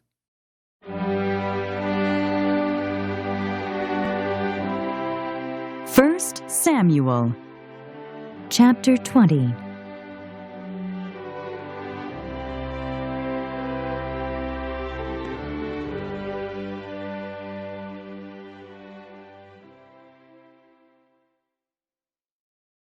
David and Jonathan. Then David fled from Naioth at Ramah and went to Jonathan and asked, "What have I done? What is my crime? How have I wronged your father that he is trying to take my life?" "Never," Jonathan replied. "You are not going to die. Look, my father doesn't do anything, great or small, without confiding in me. Why would he hide this from me? It's not so." But David took an oath and said, "Your father knows very well that I have found favor in your eyes, and he has said to himself, 'Jonathan must not know this, or he will be grieved.' Yet as surely as the Lord lives and as you live, there is only a step between me and death." Jonathan said to David, "Whatever you want me to do, I'll do for you." So David said, "Look, tomorrow is the new moon festival, and I am supposed to dine with the king. But let me go and hide in the field until the evening of the day after tomorrow. If your father misses me at all, tell him, 'David earnestly asked my permission to hurry to Bethlehem, his hometown, because an annual sacrifice is being made there for his whole clan.' If he says, 'Very well,' then your servant is safe. But if he loses his temper, you can be sure that he is determined to harm me. As for you, show kindness to your servant, for you have brought him into a covenant with you before the Lord. If I am guilty, then kill me yourself. Why hand me over to your father?" "Never," Jonathan said. "If I had the least inkling that my father was determined to harm you, wouldn't I tell you?" David asked, "Who will tell me if your father answers you harshly?" "Come," Jonathan said, "let's go out into the field." So they went there together. Then Jonathan said to David, "By the Lord, the God of Israel, I will surely sound out my father by this time the day after tomorrow. If he is favorably disposed toward you, will I not send you word and let you know? But if my father is inclined to harm you, may the Lord deal with me, be it ever so severely, if I do not let you know and send you away safely. May the Lord be with you as he has been with my father. But show me unfailing kindness like that of the Lord as long as I live, so that I may not be killed, and do not ever cut off your kindness from my family, not even when the Lord has cut off every one of David's enemies from the face of the earth." So Jonathan made a covenant with the house of David, saying, "May the Lord call David's enemies to account." And Jonathan had David reaffirm his oath out of love for him, because he loved him as he loved himself. Then Jonathan said to David, "Tomorrow is the new moon festival. You will be missed, because your seat will be empty. The day after tomorrow, toward evening, go to the place where you hid when this trouble began, and wait by the stone Ezel. I will shoot 3 arrows to the side of it, as though I were shooting at a target. Then I will send a boy and say, 'Go, find the arrows.' If I say to him, 'Look, the arrows are on this side of you, bring them here,' then come, because as surely as the Lord lives, you are safe, there is no danger. But if I say to the boy, 'Look, the arrows are beyond you,' then you must go, because the Lord has sent you away. And about the matter you and I discussed, remember, the Lord is witness between you and me forever." So David hid in the field, and when the new moon festival came, the king sat down to eat. He sat in his customary place by the wall, opposite Jonathan, and Abner sat next to Saul. But David's place was empty. Saul said nothing that day, for he thought, "Something must have happened to David to make him ceremonially unclean. Surely he is unclean." But the next day, the 2nd day of the month, David's place was empty again. Then Saul said to his son Jonathan, "Why hasn't the son of Jesse come to the meal, either yesterday or today?" Jonathan answered, "David earnestly asked me for permission to go to Bethlehem. He said, 'Let me go, because our family is observing a sacrifice in the town, and my brother has ordered me to be there. If I have found favor in your eyes, let me get away to see my brothers.' That is why he has not come to the king's table." Saul's anger flared up at Jonathan, and he said to him, "You son of a perverse and rebellious woman, don't I know that you have sided with the son of Jesse to your own shame and to the shame of the mother who bore you? As long as the son of Jesse lives on this earth, neither you nor your kingdom will be established. Now send and bring him to me, for he must die." "Why should he be put to death? What has he done?" Jonathan asked his father. But Saul hurled his spear at him to kill him. Then Jonathan knew that his father intended to kill David. Jonathan got up from the table in fierce anger. On that 2nd day of the month he did not eat, because he was grieved at his father's shameful treatment of David. In the morning, Jonathan went out to the field for his meeting with David. He had a small boy with him, and he said to the boy, "Run and find the arrows I shoot." As the boy ran, he shot an arrow beyond him. When the boy came to the place where Jonathan's arrow had fallen, Jonathan called out after him, "Isn't the arrow beyond you?" Then he shouted, "Hurry, go quickly, don't stop."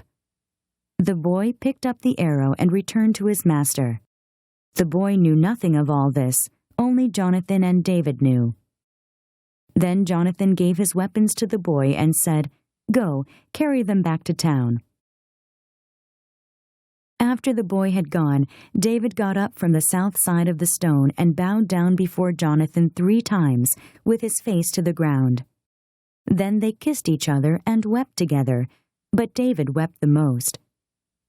Jonathan said to David, "Go in peace, for we have sworn friendship with each other in the name of the Lord, saying, 'The Lord is witness between you and me, and between your descendants and my descendants forever.'" Then David left, and Jonathan went back to the town.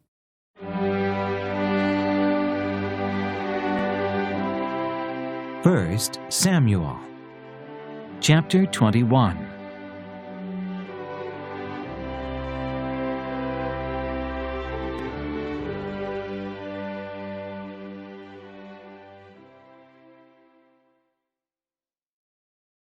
David at Nob. David went to Nob, to Ahimelech the priest. Ahimelech trembled when he met him and asked, "Why are you alone? Why is no one with you?" David answered Ahimelech the priest, "The king charged me with a certain matter and said to me, 'No one is to know anything about your mission and your instructions. As for my men, I have told them to meet me at a certain place. Now then, what do you have on hand? Give me 5 loaves of bread, or whatever you can find." But the priest answered David, "I don't have any ordinary bread on hand. However, there is some consecrated bread here, provided the men have kept themselves from women." David replied, "Indeed, women have been kept from us, as usual whenever I set out. The men's things are holy even on missions that are not holy. How much more so today?" So the priest gave him the consecrated bread, since there was no bread there except the bread of the presence that had been removed from before the Lord, and replaced by hot bread on the day it was taken away. Now one of Saul's servants was there that day detained before the Lord. He was Doeg, the Edomite, Saul's head shepherd. David asked Ahimelech, "Don't you have a spear or a sword here? I haven't brought my sword or any other weapon because the king's business was urgent." The priest replied, "The sword of Goliath the Philistine, whom you killed in the valley of Elah, is here. It is wrapped in a cloth behind the ephod. If you want it, take it. There is no sword here but that one." David said, "There is none like it. Give it to me." David at Gath. That day David fled from Saul and went to Achish, king of Gath. But the servants of Achish said to him, "Isn't this David, the king of the land? Isn't he the one they sing about in their dances? Saul has slain his thousands, and David his tens of thousands." David took these words to heart, and was very much afraid of Achish, king of Gath. So he pretended to be insane in their presence, and while he was in their hands he acted like a madman, making marks on the doors of the gate and letting saliva run down his beard. Achish said to his servants, "Look at the man. He is insane. Why bring him to me? Am I so short of madmen that you have to bring this fellow here to carry on like this in front of me? Must this man come into my house?"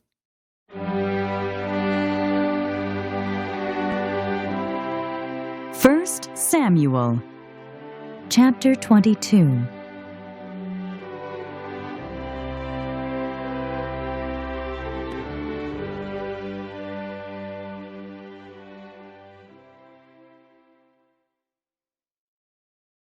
David at Adullam and Mizpah.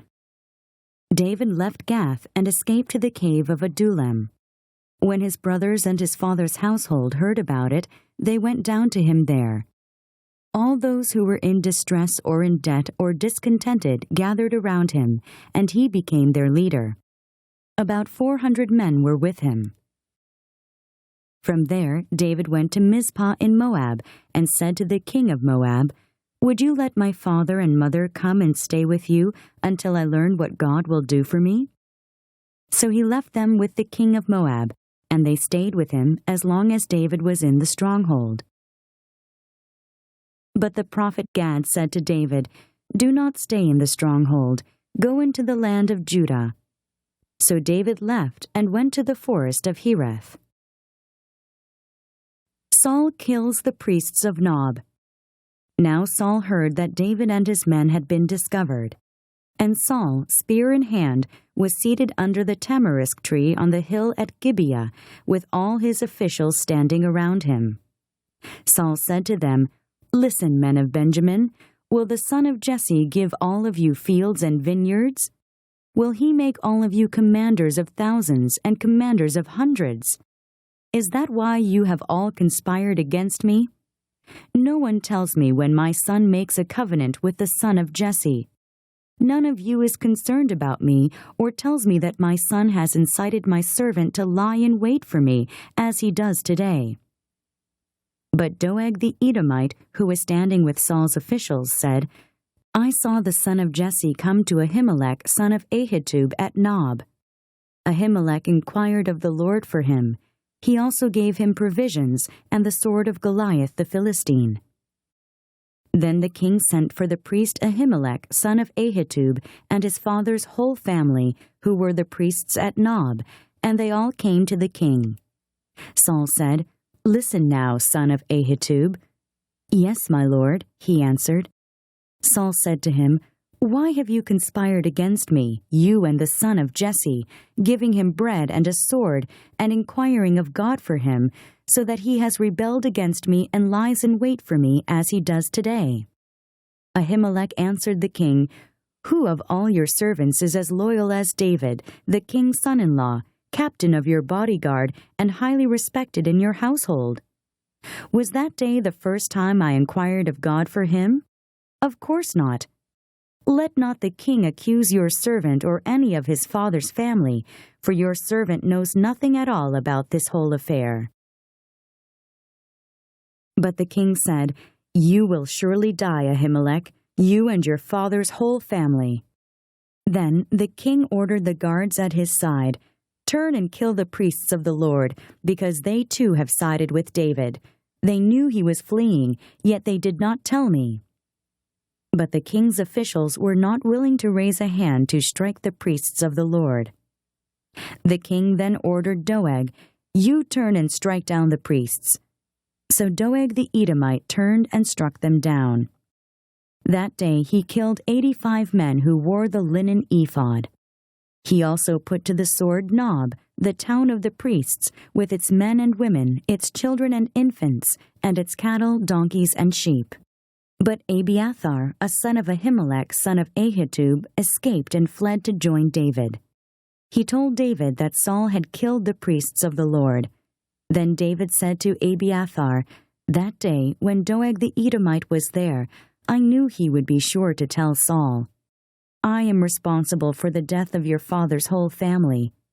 Stay with me, don't be afraid. The man who is seeking your life is seeking mine also. You will be safe with me."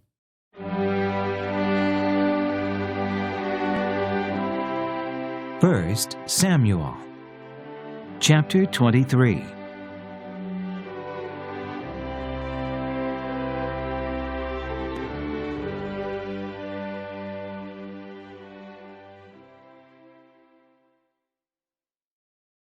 David saves Kilah. When David was told, "Look, the Philistines are fighting against Kilah and are looting the threshing floors," he inquired of the Lord, saying, "Shall I go and attack these Philistines?" The Lord answered him, "Go attack the Philistines and save Kilah." But David's men said to him, "Here in Judah we are afraid. How much more then if we go to Kilah against the Philistine forces?" Once again David inquired of the Lord, and the Lord answered him, "Go down to Kilah, for I am going to give the Philistines into your hand." So David and his men went to Kilah, fought the Philistines, and carried off their livestock. He inflicted heavy losses on the Philistines and saved the people of Kilah. Now Abiathar, son of Ahimelech, had brought the ephod down with him when he fled to David at Kilah. Saul pursues David. Saul was told that David had gone to Kilah, and he said, "God has handed him over to me, for David has imprisoned himself by entering a town with gates and bars." And Saul called up all his forces for battle to go down to Kilah to besiege David and his men. When David learned that Saul was plotting against him, he said to Abiathar the priest, "Bring the ephod." David said, O Lord, God of Israel, your servant has heard definitely that Saul plans to come to Kilah and destroy the town on account of me. Will the citizens of Kilah surrender me to him? Will Saul come down as your servant has heard? O Lord, God of Israel, tell your servant. And the Lord said, He will. Again David asked, Will the citizens of Kilah surrender me and my men to Saul? And the Lord said, They will. So David and his men, about 600 in number, left Kilah and kept moving from place to place. When Saul was told that David had escaped from Kilah, he did not go there. David stayed in the desert strongholds and in the hills of the desert of Ziph. Day after day, Saul searched for him, but God did not give David into his hands. While David was at Horesh, in the desert of Ziph, he learned that Saul had come out to take his life, and Saul's son Jonathan went to David at Horesh and helped him find strength in God. Don't be afraid, he said. My father Saul will not lay a hand on you. You will be king over Israel, and I will be second to you. Even my father Saul knows this. The two of them made a covenant before the Lord. Then Jonathan went home, but David remained at Horesh. The Ziphites went up to Saul at Gibeah and said, Is not David hiding among us in the strongholds at Horesh, on the hill of Hachilah, south of Jeshimon? Now, O king, come down whenever it pleases you to do so, and we will be responsible for handing him over to the king. Saul replied, The Lord bless you for your concern for me. Go and make further preparation. Find out where David usually goes and who has seen him there. They tell me he is very crafty. Find out about all the hiding places he uses and come back to me with definite information. Then I will go with you. If he is in the area, I will track him down among all the clans of Judah. So they set out and went to Ziph ahead of Saul. Now David and his men were in the desert of Maon, in the Arabath south of Jeshimon. Saul and his men began the search, and when David was told about it, he went down to the rock and stayed in the desert of Maon. When Saul heard this, he went into the desert of Maon in pursuit of David. Saul was going along one side of the mountain, and David and his men were on the other side, hurrying to get away from Saul. As Saul and his forces were closing in on David and his men to capture them, a messenger came to Saul saying, Come quickly, the Philistines are raiding the land. Then Saul broke off his pursuit of David and went to meet the Philistines. That is why they call this place Selah Hamalekath, and David went up from there and lived in the strongholds of En-Gedi.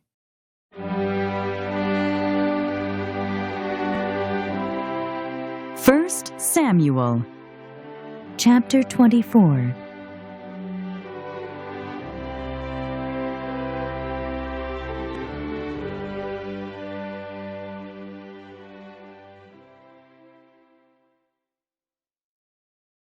David spares Saul's life.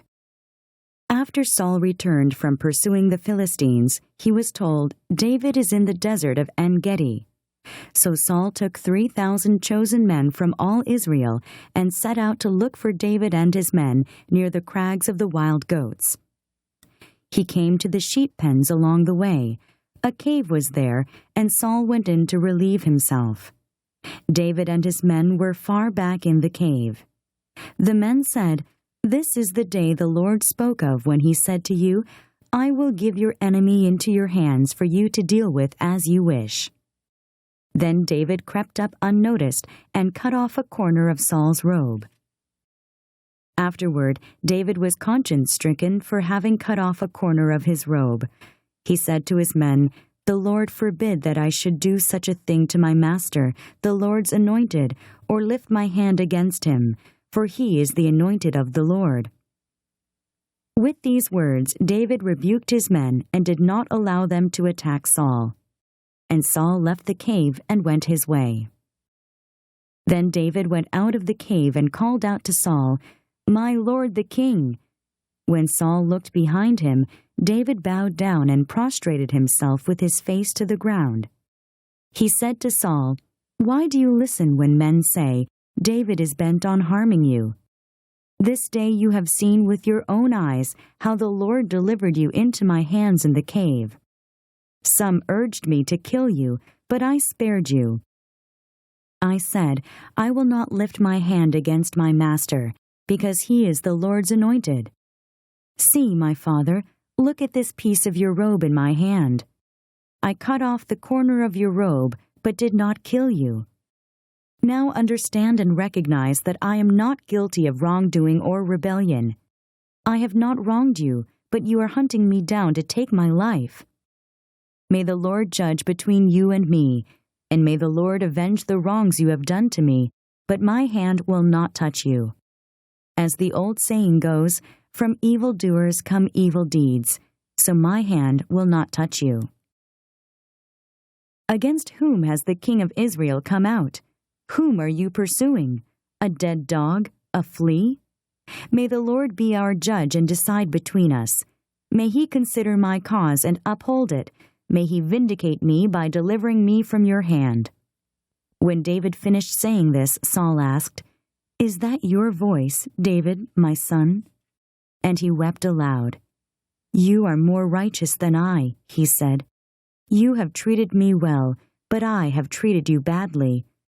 You have just now told me of the good you did to me. The Lord delivered me into your hands, but you did not kill me.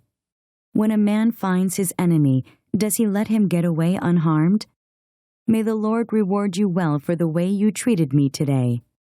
I know that you will surely be king, and that the kingdom of Israel will be established in your hands.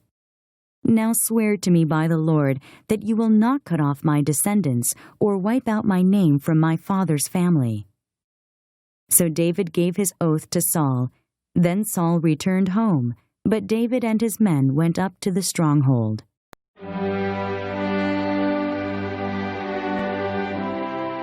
First Samuel, chapter 25.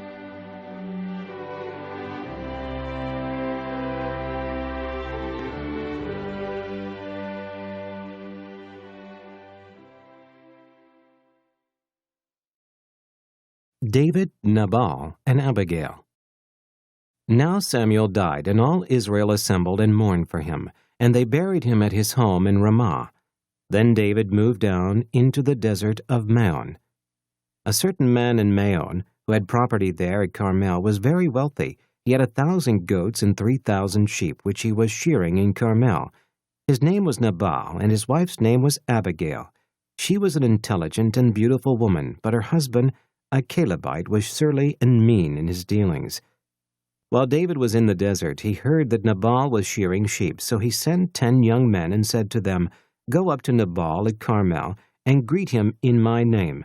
Say to him, Long life to you, good health to you and your household, and good health to all that is yours. Now I hear that it is sheep shearing time. When your shepherds were with us, we did not mistreat them, and the whole time they were at Carmel, nothing of theirs was missing. Ask your own servants, and they will tell you. Therefore be favorable toward my young men, since we come at a festive time. Please give your servants and your son David whatever you can find for them. When David's men arrived, they gave Nabal this message in David's name. Then they waited. Nabal answered David's servants, Who is this David? Who is this son of Jesse? Many servants are breaking away from their masters these days. Why should I take my bread and water and the meat I have slaughtered for my shearers, and give it to men coming from who knows where? David's men turned around and went back. When they arrived, they reported every word. David said to his men, Put on your swords. So they put on their swords, and David put on his. About 400 men went up with David, while 200 stayed with the supplies. One of the servants told Nabal's wife Abigail, David sent messengers from the desert to give our master his greetings, but he hurled insults at them. Yet these men were very good to us. They did not mistreat us, and the whole time we were out in the fields near them, nothing was missing. Night and day they were a wall around us. All the time we were herding our sheep near them. Now think it over and see what you can do, because disaster is hanging over our master and his whole household. He is such a wicked man that no one can talk to him. Abigail lost no time. She took 200 loaves of bread, 2 skins of wine, 5 dressed sheep, 5 seahs of roasted grain, 100 cakes of raisins, and 200 cakes of pressed figs, and loaded them on donkeys. Then she told her servants, "Go on ahead, I'll follow you." But she did not tell her husband Nabal. As she came riding her donkey into a mountain ravine, there were David and his men descending toward her, and she met them. David had just said, "It's been useless, all my watching over this fellow's property in the desert so that nothing of his was missing. He has paid me back evil for good. May God deal with David, be it ever so severely, if by morning I leave alive one male of all who belong to him." When Abigail saw David, she quickly got off her donkey and bowed down before David with her face to the ground. She fell at his feet and said, "My lord, let the blame be on me alone. Please let your servant speak to you. Hear what your servant has to say. May my lord pay no attention to that wicked man Nabal. He is just like his name. His name is Fool, and folly goes with him. But as for me, your servant, I did not see the men my master sent. Now since the Lord has kept you, my master, from bloodshed and from avenging yourself with your own hands, as surely as the Lord lives, and as you live, may your enemies and all who intend to harm my master be like Nabal. And let this gift, which your servant has brought to my master, be given to the men who follow you. Please forgive your servant's offense, for the Lord will certainly make a lasting dynasty for my master, because he fights the Lord's battles. Let no wrongdoing be found in you as long as you live. Even though someone is pursuing you to take your life, the life of my master will be bound securely in the bundle of the living by the Lord your God. But the lives of your enemies he will hurl away as from the pocket of a sling. When the Lord has done for my master every good thing he promised concerning him, and has appointed him leader over Israel, my master will not have on his conscience the staggering burden of needless bloodshed, or of having avenged himself. And when the Lord has brought my master success, remember your servant." David said to Abigail, "Praise be to the Lord, the God of Israel, who has sent you today to meet me. May you be blessed for your good judgment and for keeping me from bloodshed this day, and from avenging myself with my own hands. Otherwise, as surely as the Lord, the God of Israel, lives, who has kept me from harming you, if you had not come quickly to meet me, not one male belonging to Nabal would have been left alive by daybreak." Then David accepted from her hand what she had brought him and said, "Go home in peace. I have heard your words and granted your request." When Abigail went to Nabal, he was in the house holding a banquet like that of a king. He was in high spirits and very drunk, so she told him nothing until daybreak. Then in the morning, when Nabal was sober, his wife told him all these things, and his heart failed him, and he became like a stone. About 10 days later, the Lord struck Nabal, and he died. When David heard that Nabal was dead, he said, "Praise be to the Lord, who has upheld my cause against Nabal for treating me with contempt. He has kept his servant from doing wrong, and has brought Nabal's wrongdoing down on his own head." Then David sent word to Abigail, asking her to become his wife. His servants went to Carmel and said to Abigail, "David has sent us to you to take you to become his wife." She bowed down with her face to the ground and said, "Here is your maidservant ready to serve you and wash the feet of my master's servants." Abigail quickly got on a donkey, and attended by her 5 maids went with David's messengers and became his wife. David had also married Ahinoam of Jezreel, and they both were his wives, but Saul had given his daughter Michal, David's wife, to Paltiel, son of Laish, who was from Galim.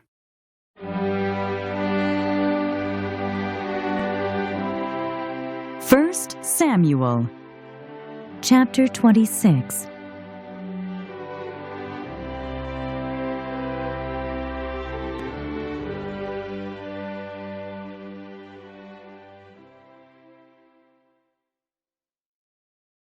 David again spares Saul's life. The Ziphites went to Saul at Gibeah and said, "Is not David hiding on the hill of Kilah, which faces Jeshimon?" So Saul went down to the desert of Ziph with his 3,000 chosen men of Israel to search there for David. Saul made his camp beside the road on the hill of Kilah, facing Jeshimon, but David stayed in the desert. When he saw that Saul had followed him there, he sent out scouts and learned that Saul had definitely arrived. Then David set out and went to the place where Saul had camped. He saw where Saul and Abner, son of Ner, the commander of the army, had lain down. Saul was lying inside the camp, with the army encamped around him. David then asked Ahimelech the Hittite and Abishai, son of Zeruiah, Joab's brother, "Who will go down into the camp with me to Saul?" "I'll go with you," said Abishai. So David and Abishai went to the army by night, and there was Saul, lying asleep inside the camp, with his spear stuck in the ground near his head. Abner and the soldiers were lying around him. Abishai said to David, "Today God has delivered your enemy into your hands. Now let me pin him to the ground with one thrust of my spear. I won't strike him twice." But David said to Abishai, "Don't destroy him. Who can lay a hand on the Lord's anointed and be guiltless? As surely as the Lord lives," he said, "the Lord himself will strike him. Either his time will come and he will die, or he will go into battle and perish. But the Lord forbid that I should lay a hand on the Lord's anointed. Now get the spear and water jug that are near his head, and let's go." So David took the spear and water jug near Saul's head, and they left. No one saw or knew about it, nor did anyone wake up. They were all sleeping, because the Lord had put them into a deep sleep. Then David crossed over to the other side and stood on top of the hill some distance away. There was a wide space between them. He called out to the army and to Abner, son of Ner, "Aren't you going to answer me, Abner?" Abner replied, "Who are you who calls to the king?" David said, "You're a man, aren't you? And who is like you in Israel? Why didn't you guard your lord the king? Someone came to destroy your lord the king. What you have done is not good. As surely as the Lord lives, you and your men deserve to die, because you did not guard your master, the Lord's anointed. Look around you. Where are the king's spear and water jug that were near his head?"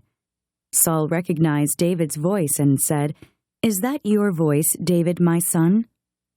David replied, "Yes, it is, my lord the king."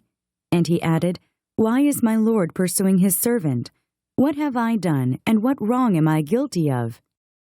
Now let my lord the king listen to his servant's words.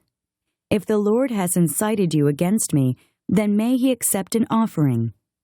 If, however, men have done it, may they be cursed before the Lord. They have now driven me from my share in the Lord's inheritance and have said, 'Go, serve other gods.' Now do not let my blood fall to the ground far from the presence of the Lord. The king of Israel has come out to look for a flea, as one hunts a partridge in the mountains." Then Saul said, "I have sinned. Come back, David my son. Because you considered my life precious today, I will not try to harm you again. Surely I have acted like a fool and have erred greatly." "Here is the king's spear," David answered. "Let one of your young men come over and get it. The Lord rewards every man for his righteousness and faithfulness. The Lord delivered you into my hands today, but I would not lay a hand on the Lord's anointed. As surely as I valued your life today, so may the Lord value my life and deliver me from all trouble."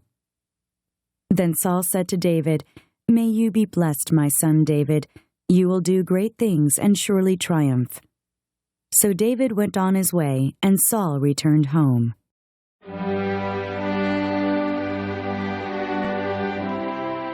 First Samuel, chapter 27.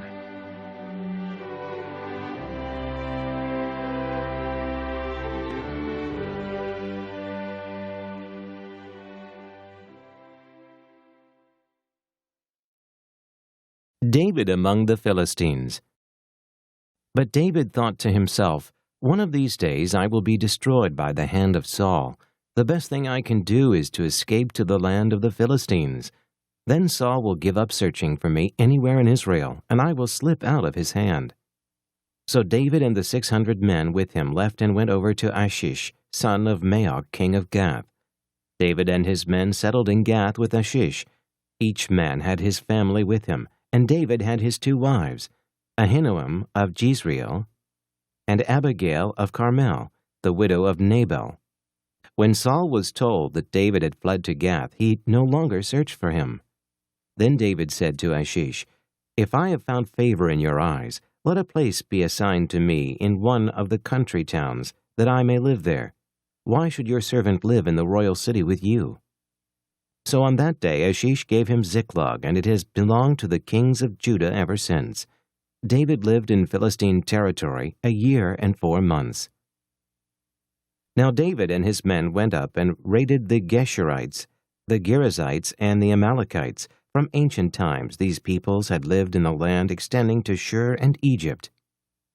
Whenever David attacked an area, he did not leave a man or woman alive, but took sheep and cattle, donkeys and camels and clothes. Then he returned to Achish. When Achish asked, "Where did you go raiding today?" David would say, "Against the Negev of Judah, or against the Negev of Jerahmeel, against the Negev of the Kenites." He did not leave a man or woman alive to be brought to Gath, for he thought, "They might inform on us and say, 'This is what David did.'" And such was his practice as long as he lived in Philistine territory. Achish trusted David and said to him, "He has become so odious to his people, the Israelites, that he will be my servant forever."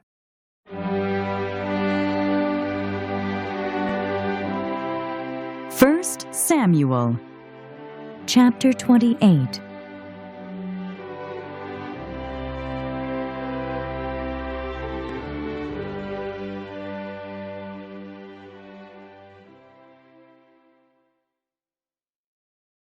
Saul and the witch of Endor.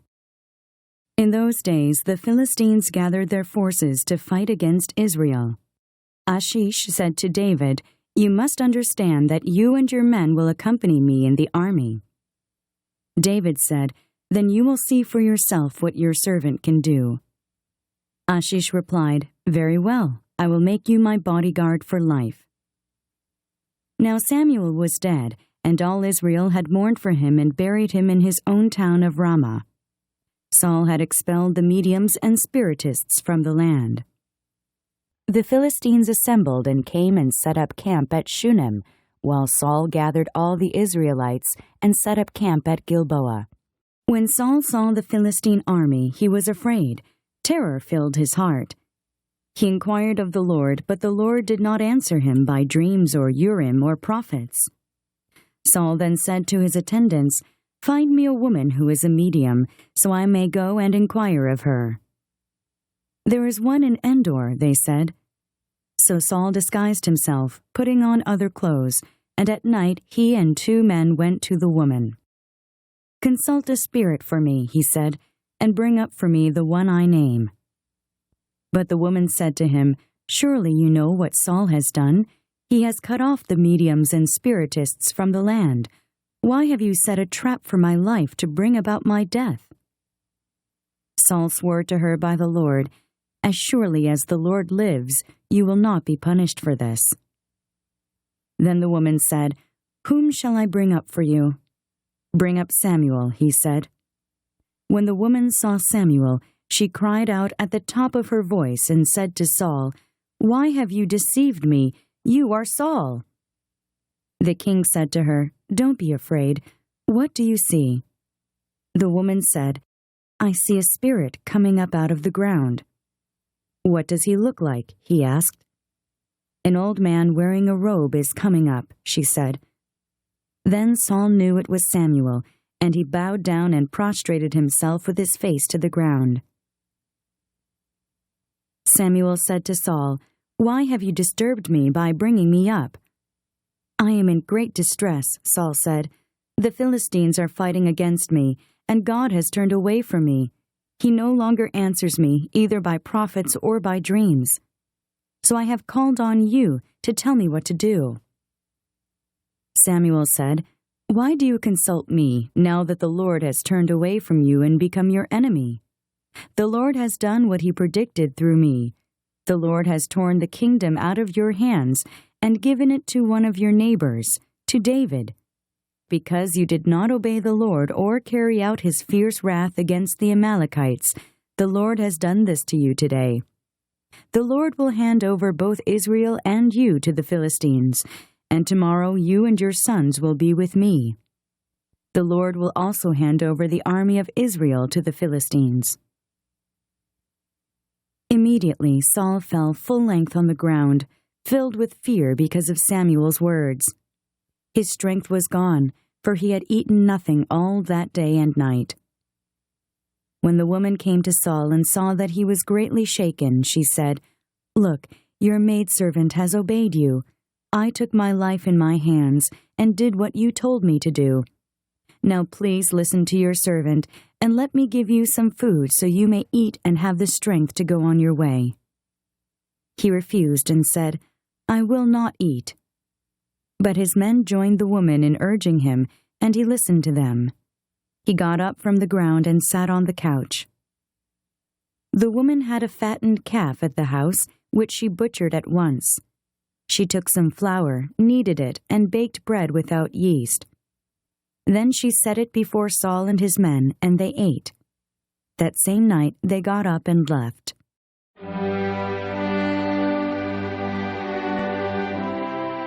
First Samuel, chapter 29.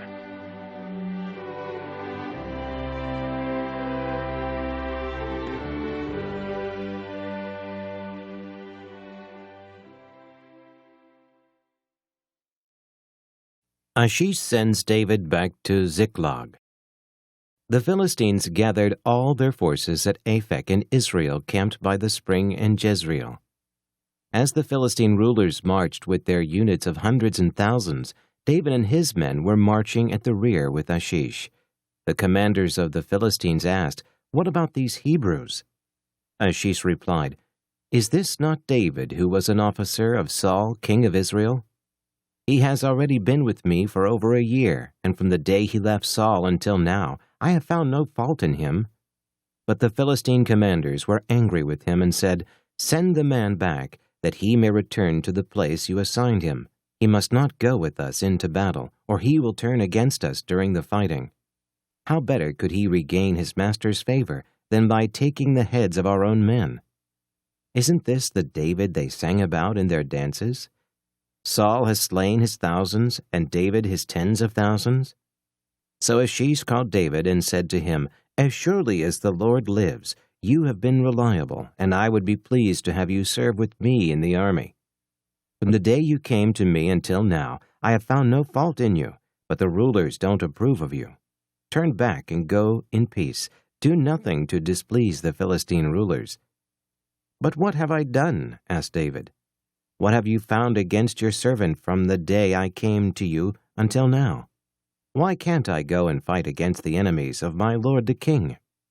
Achish answered, "I know that you have been as pleasing in my eyes as an angel of God. Nevertheless, the Philistine commanders have said, 'He must not go up with us into battle.' Now get up early along with your master's servants who have come with you, and leave in the morning as soon as it is light." So David and his men got up early in the morning to go back to the land of the Philistines, and the Philistines went up to Jezreel.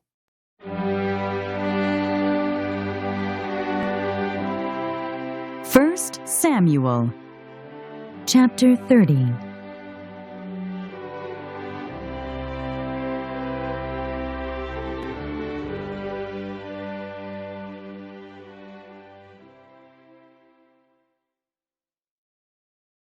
David destroys the Amalekites. David and his men reached Ziklag on the third day. Now the Amalekites had raided the Negev and Ziklag. They had attacked Ziklag and burned it, and had taken captive the women and all who were in it, both young and old. They killed none of them, but carried them off as they went on their way. When David and his men came to Ziklag, they found it destroyed by fire, and their wives and sons and daughters taken captive. So David and his men wept aloud until they had no strength left to weep. David's 2 wives had been captured, Ahinoam of Jezreel and Abigail, the widow of Nabal of Carmel. David was greatly distressed because the men were talking of stoning him.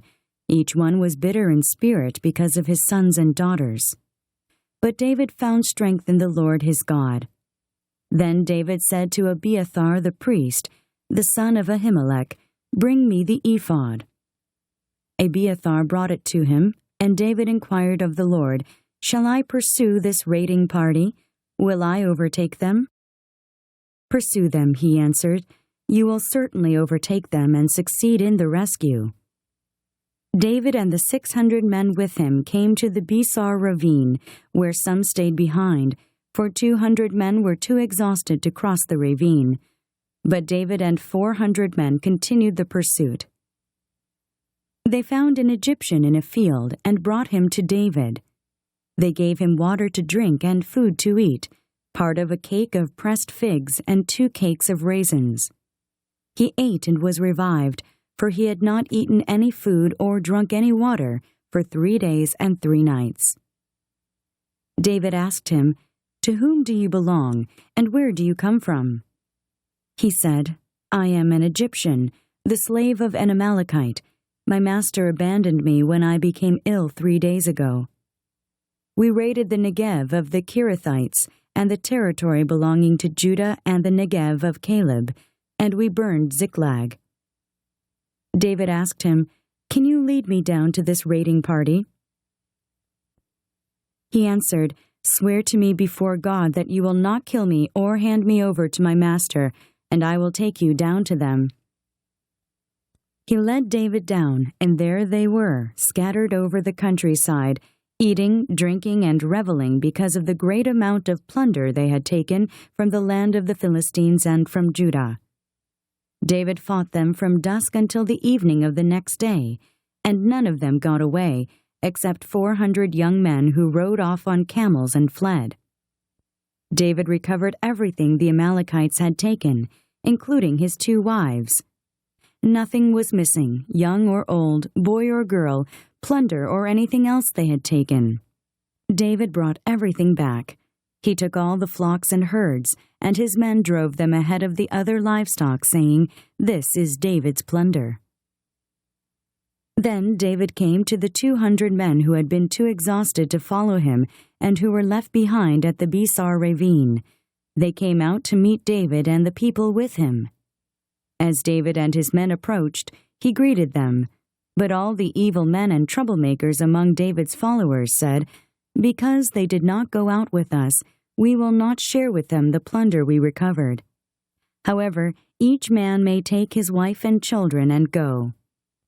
David replied, "No, my brothers, you must not do that with what the Lord has given us. He has protected us and handed over to us the forces that came against us. Who will listen to what you say? The share of the man who stayed with the supplies is to be the same as that of him who went down to the battle. All will share alike." David made this a statute and ordinance for Israel from that day to this. When David arrived in Ziklag, he sent some of the plunder to the elders of Judah, who were his friends, saying, "Here is a present for you from the plunder of the Lord's enemies." He sent it to those who were in Bethel, Ramoth Negev, and Jattir, to those in Aroer, Siphmoth, Eshtemoa, and Rachal, to those in the towns of the Jerahmeelites and the Kenites, to those in Hormah, Borashan, Athak, and Hebron, and to those in all the other places where David and his men had roamed.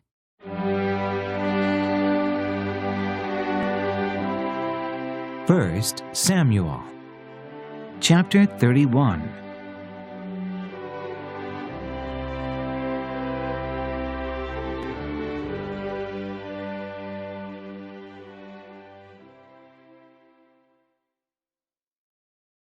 Saul takes his life.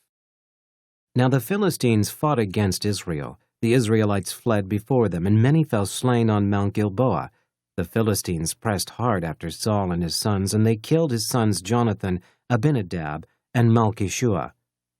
The fighting grew fierce around Saul, and when the archers overtook him, they wounded him critically. Saul said to his armor-bearer, "Draw your sword and run me through, or these uncircumcised fellows will come and run me through and abuse me." But his armor-bearer was terrified and would not do it, so Saul took his own sword and fell on it. When the armor-bearer saw that Saul was dead, he too fell on his sword and died with him. So Saul and his 3 sons and his armor-bearer and all his men died together that same day.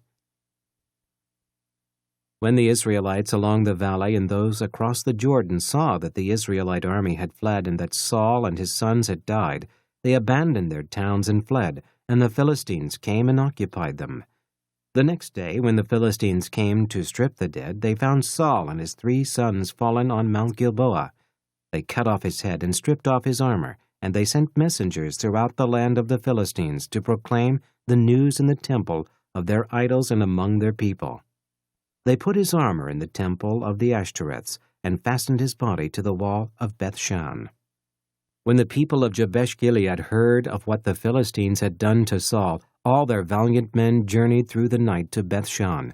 They took down the bodies of Saul and his sons from the wall of Bethshan, and went to Jabesh, where they found them. Then they took their bones and buried them under a tamarisk tree at Jabesh, and they fasted 7 days.